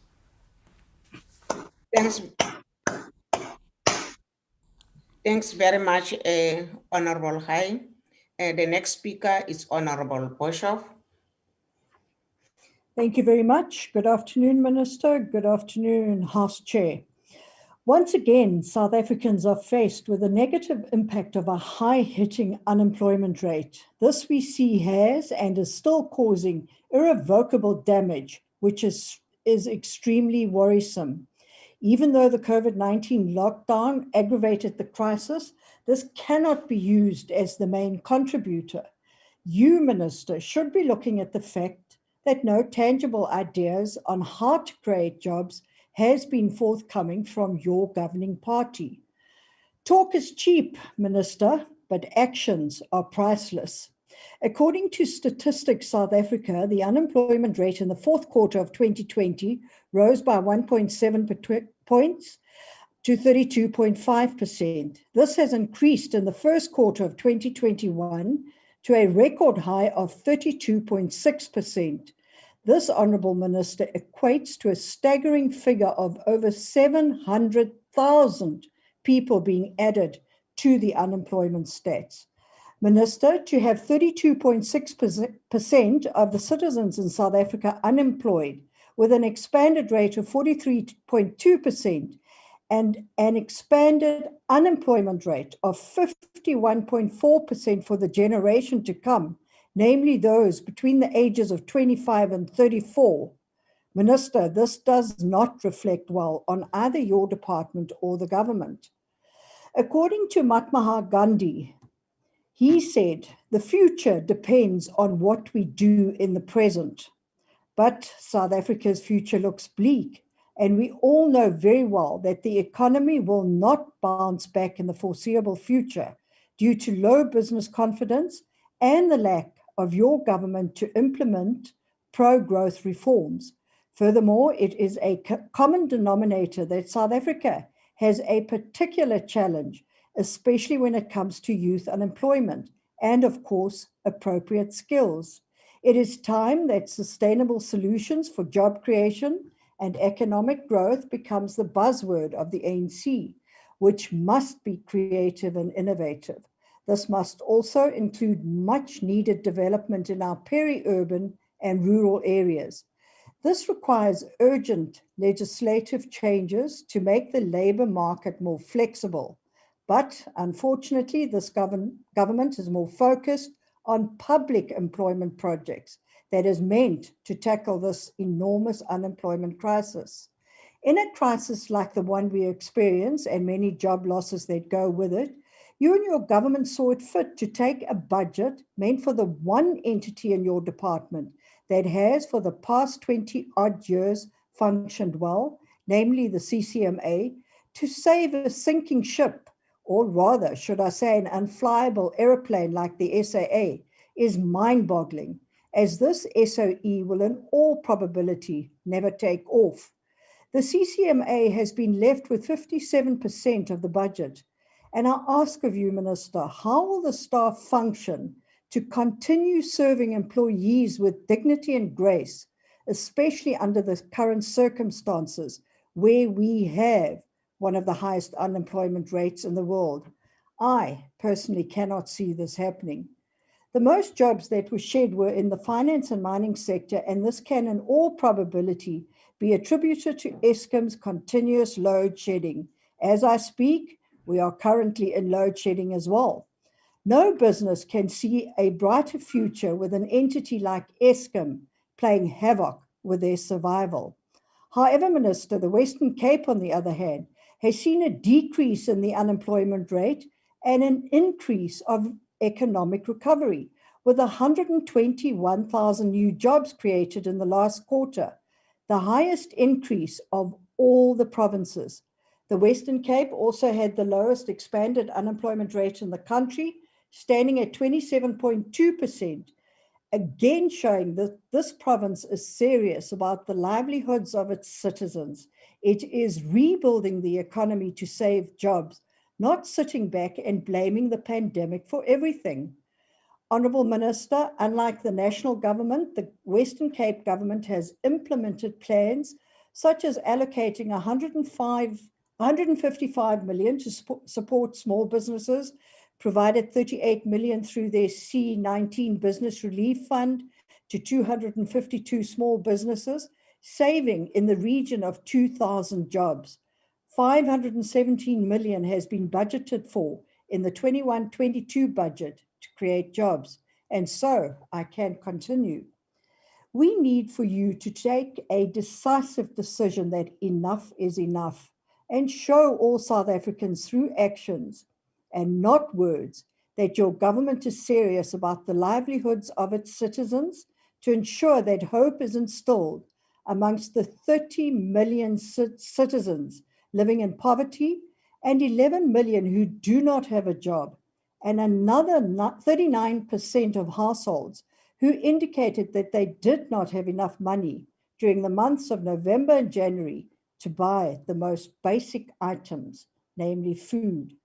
Honourable Minister, if you and your government want to turn the tide on the unemployment crisis, we need to see reforms that your party so boldly speaks of.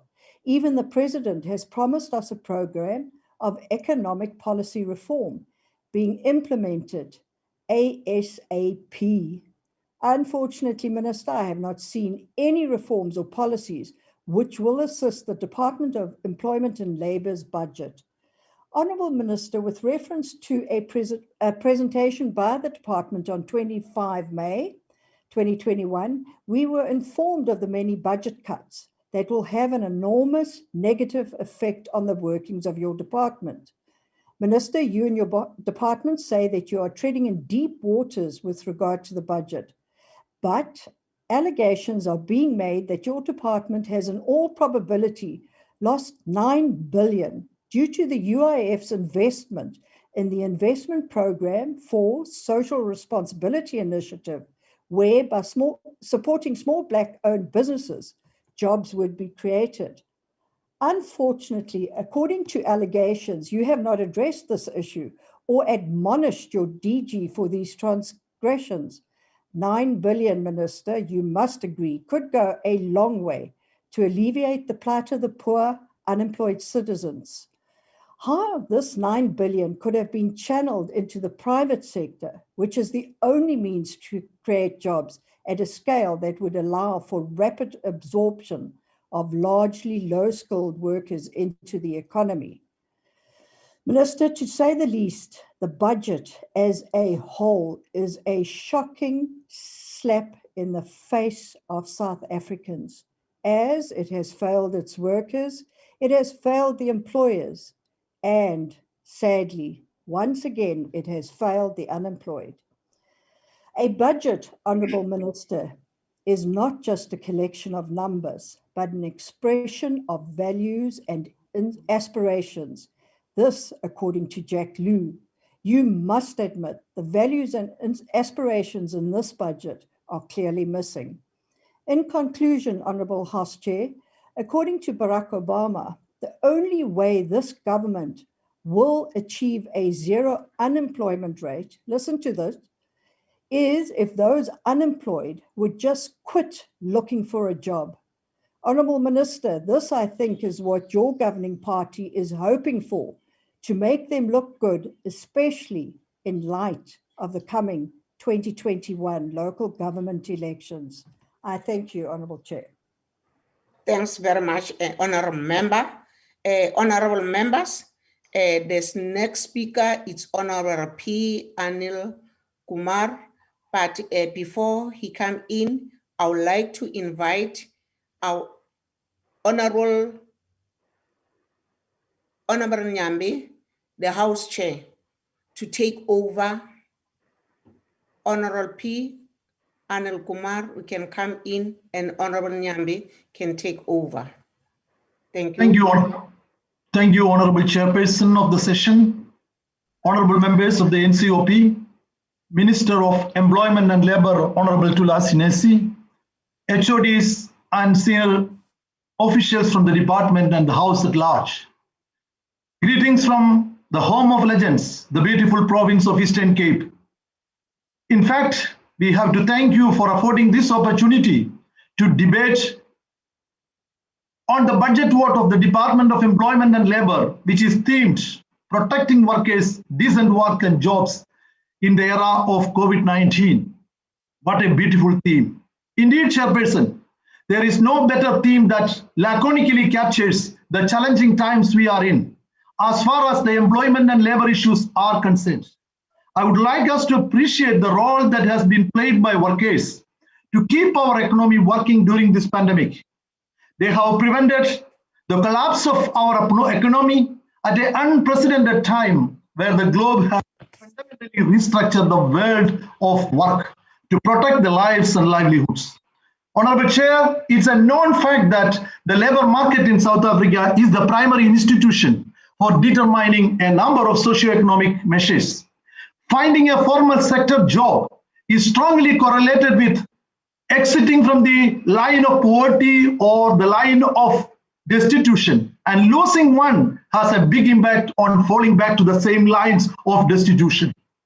In that context, one needs to agree that the ANC government is clearly understanding the dynamics in the labour market and therefore consistently analysing the South Africa as a society which is adapting to the evolving COVID-19 pandemic and related lockdown. Indeed, Chair, while the labour market has always been central to the understanding of welfare systems in South Africa, it takes on potentially much greater significance during the particular moment of history. As all of you know, South Africa has ended the hard lockdown in late March for an initial period of 3 weeks. And I'm not going to give you the chronological order of situation, everybody knows. All of these restrictions on the mobility and the business activity has a direct impact on people's employment prospects. And we appreciate the sacrifices made by the workers in our country, especially the frontline workers, in keeping the wheels of the economy, despite the risk that came with working during a pandemic. It was so deadly and so infectious. Some fell ill, some lost their loved ones, some they lost their lives. However, they did not stop them from ensuring that their report for duty to ensure that we minimize the impact that virus has on our lives and our livelihoods.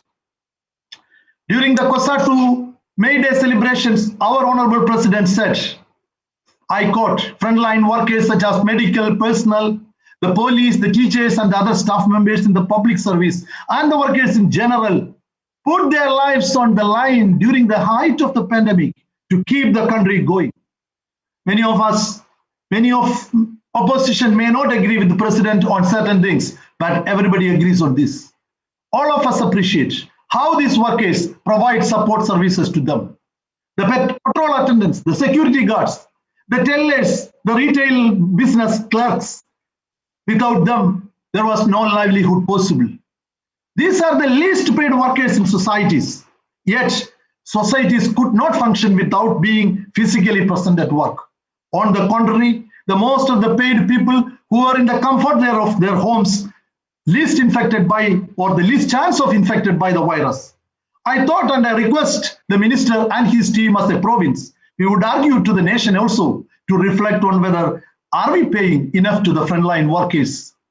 Are we not supposed to look into the wages of working they are doing? Nevertheless, we appreciate this government in protecting the livelihoods and health workers during this pandemic.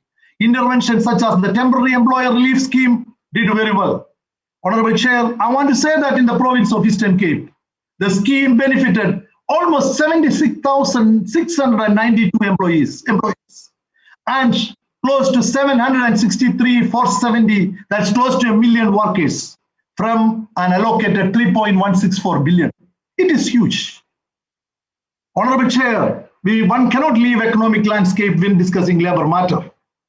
As per the IMF, the economic impact of COVID-19 has caused downward revisions of economic growth for over 170 countries. So it is not ours alone. The World Bank is saying that sub-Saharan Africa projected a decrease of 2.8%, eroding much of this progress in economic development made over the last 10 years on indicators such as inequality. Finally, South Africa's economy is projected to decrease almost at 8%, giving it the unfortunate distinction of the country expected to have the worst economic performance on the continent. This reality is not created by the ruling party. This is not created by the government. It is just came. The best way to manage these negative repercussions of COVID-19 is to move with one voice, but extremely important to monitor the employment trends, since it is one of the most important factors affecting the transitions into and out of destitution.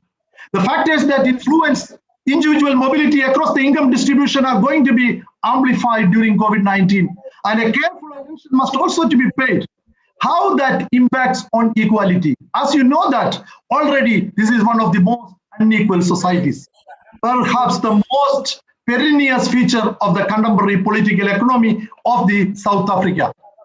The COVID-19 occupational health and safety directions assisted, as the minister was alluding today, that 500 new people have been employed. We welcome the addition of these 500 OHS inspectors to conduct.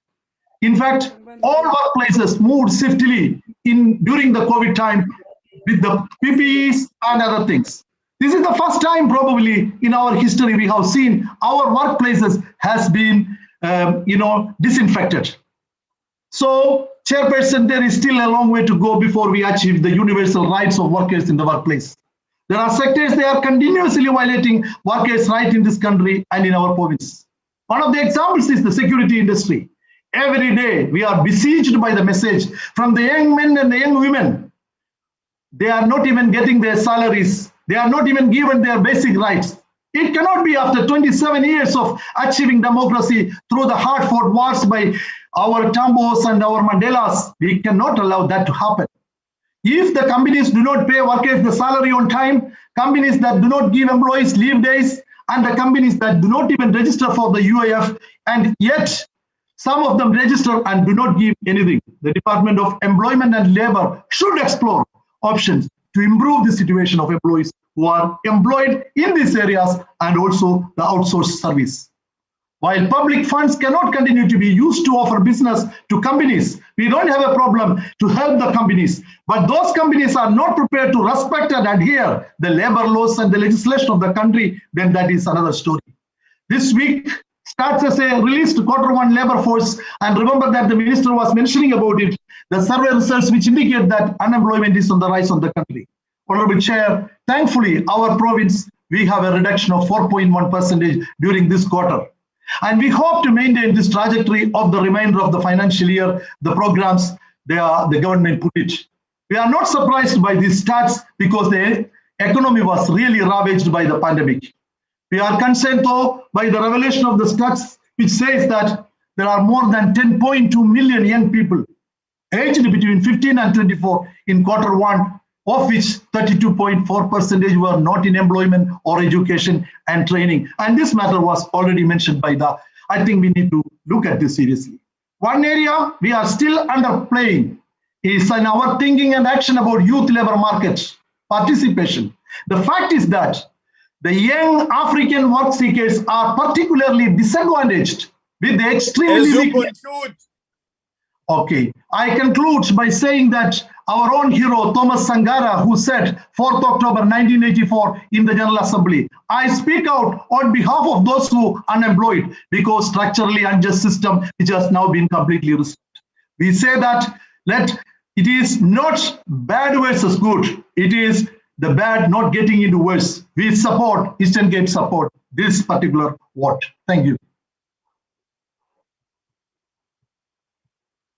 Thank you. Honorable Matebula. And Nakensa Mutamashtulu. Mutamashtulu, the EFF reject the proposed budget for the Department of Employment and Labor. Today, over 42% of the South African population is unemployed, and 74% of all young people are looking for jobs and can't find them. The unemployment rate for Black South African is 48%, and 51% of all Black females of working age are unemployed. 49% of the population is from the Eastern Cape and Limpopo is unemployed. This is a major crisis, one that should ideally lead people to wake up and topple this incompetent government. Its interest is only to safeguard white people. This department must be changed to be called the Unemployment and Slavery Department, because that is all they are responsible for.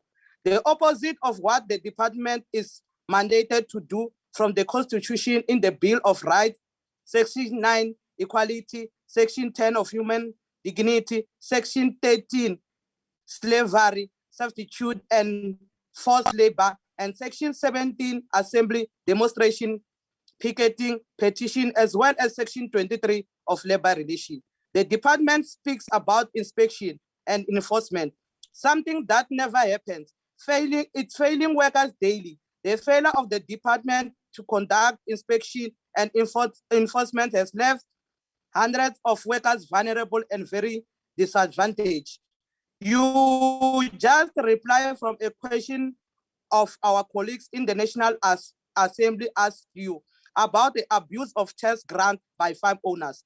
Yet you know, and you have always known, that farm workers are abused and exploited by white in the farms, but you have never lifted a finger to assist. We must put it very clear here, without fear and favor, that there is no access to labor center and no one must hide behind the pandemic. If you ask any worker in the street about labor inspectors, they will tell you that those are workers' worst nightmares, as they are bought by employers. The DG is aware of it, the minister is aware of this, and everyone is aware of this, and they do nothing about it. The EFF through the labor desk has humbled the arrogant racist capitalists because your department is failing. You must remember that the Labor Relation Act does not recognize the EFF labor desk, but because we have the political will, understand that politics love workers. We are winning the war against slavery and exploitation of workers. The EFF labor desk is winning the war against unfair labor practices, discrimination, sexual harassment, and unfair dismissal. These that are listed in the Labor Relation Act. And you and your establishment, you should be at the forefront of fighting for this battle. It is also true that most workers in this country are not ununionized, which leave your departments as the only hope for these workers who are abused daily. Now, with the reduction of the budget of the CCMA, South African workers have truly been left on their own. The creation of the EFF labor desk has restored the hope and human dignity of workers. The EFF labor desk is made of hardworking volunteers armed with commitment and activism across the country. And we must say to you, ground forces workers are politicizing and appreciating your activism. As the EFF, though the labor desk, we managed to get temporary employer relief scheme, also known as TES money, from companies, something that your department was supposed to do. On the day the EFF labor desk was announced, the EFF receives more than 10,000 complaints, and this has increased. And by the end of the week, the labor desk was sitting with more than 70,000 complaints. Let me demonstrate to you with 10 cases the work we have been able to do. Sun City workers in the Northwest were served with suspension letters and disciplinary hearing. We said we stopped that disciplinary process and saved their jobs. Zama, a worker from Checkers in Southway Mall, was unfairly dismissed, and her Indian colleagues who were accused of the same allegation were not dismissed. We saved their job. The most painful case of late Funi Wenanti Nkebe, who died at a workplace in a mixed way East London spa. The young woman was forced to come to work by the profit-driven cruelty, even after she reported that she was sick and she died later. EFF forced the company to pay for a funeral and education for her kids. A 5-staff worker in Temba Institution Technology and in Tladi in Soweto, who were owned for 4 months, the amount of 55974 for a month, and Johannesburg EFF labor desk humble the capitalists and pay workers. 30 Eddington cleaners who were unfairly dismissed last week by the ruling party contracted by the hospital. Malubani Farm vulnerable workers were unfairly dismissed, and the EFF labor desk restrained them. Pharmacy Direct applied for COVID-19 and they didn't pay workers, and we forced them to pay back workers money. You can say we are lying. It was on TV, and CIC accompanying the EFF labor desk, unless if you were blind. A man who was on the verge of unfair dismiss on the account of incapacity while injured on duty. Before Plastic Company in Ikuruleni, 60 workers were unfairly dismissed, and EFF labor desk saw to it they were reinstated. Sweetport SA employers at OR Tambo got their tax money. EFF labor desk intervention at the CCMA has proved once again that the whole thing of the CCMA is not working and will be made worse by budget cuts. UIF is riddled with corruption. The compensation fund has incompetent management that is obsessed with fighting court cases, demanding payments instead of just making payments to service providers. And in all this, we debated workers' rights, but here in Parliament, some workers have been on a fixed-term contract for more than 20 years, and the acting secretary, Ms. Chawa, just ended those contracts. It is embarrassing. In all this mess, there is no minister responding for the Department of Labor. Workers we have nothing to lose but to shackle. The EFF reject the Department of Labor budget vote. Thank you, Chair. Thank you, Honorable Ngwezi. Next speaker is Honorable Ngwezi.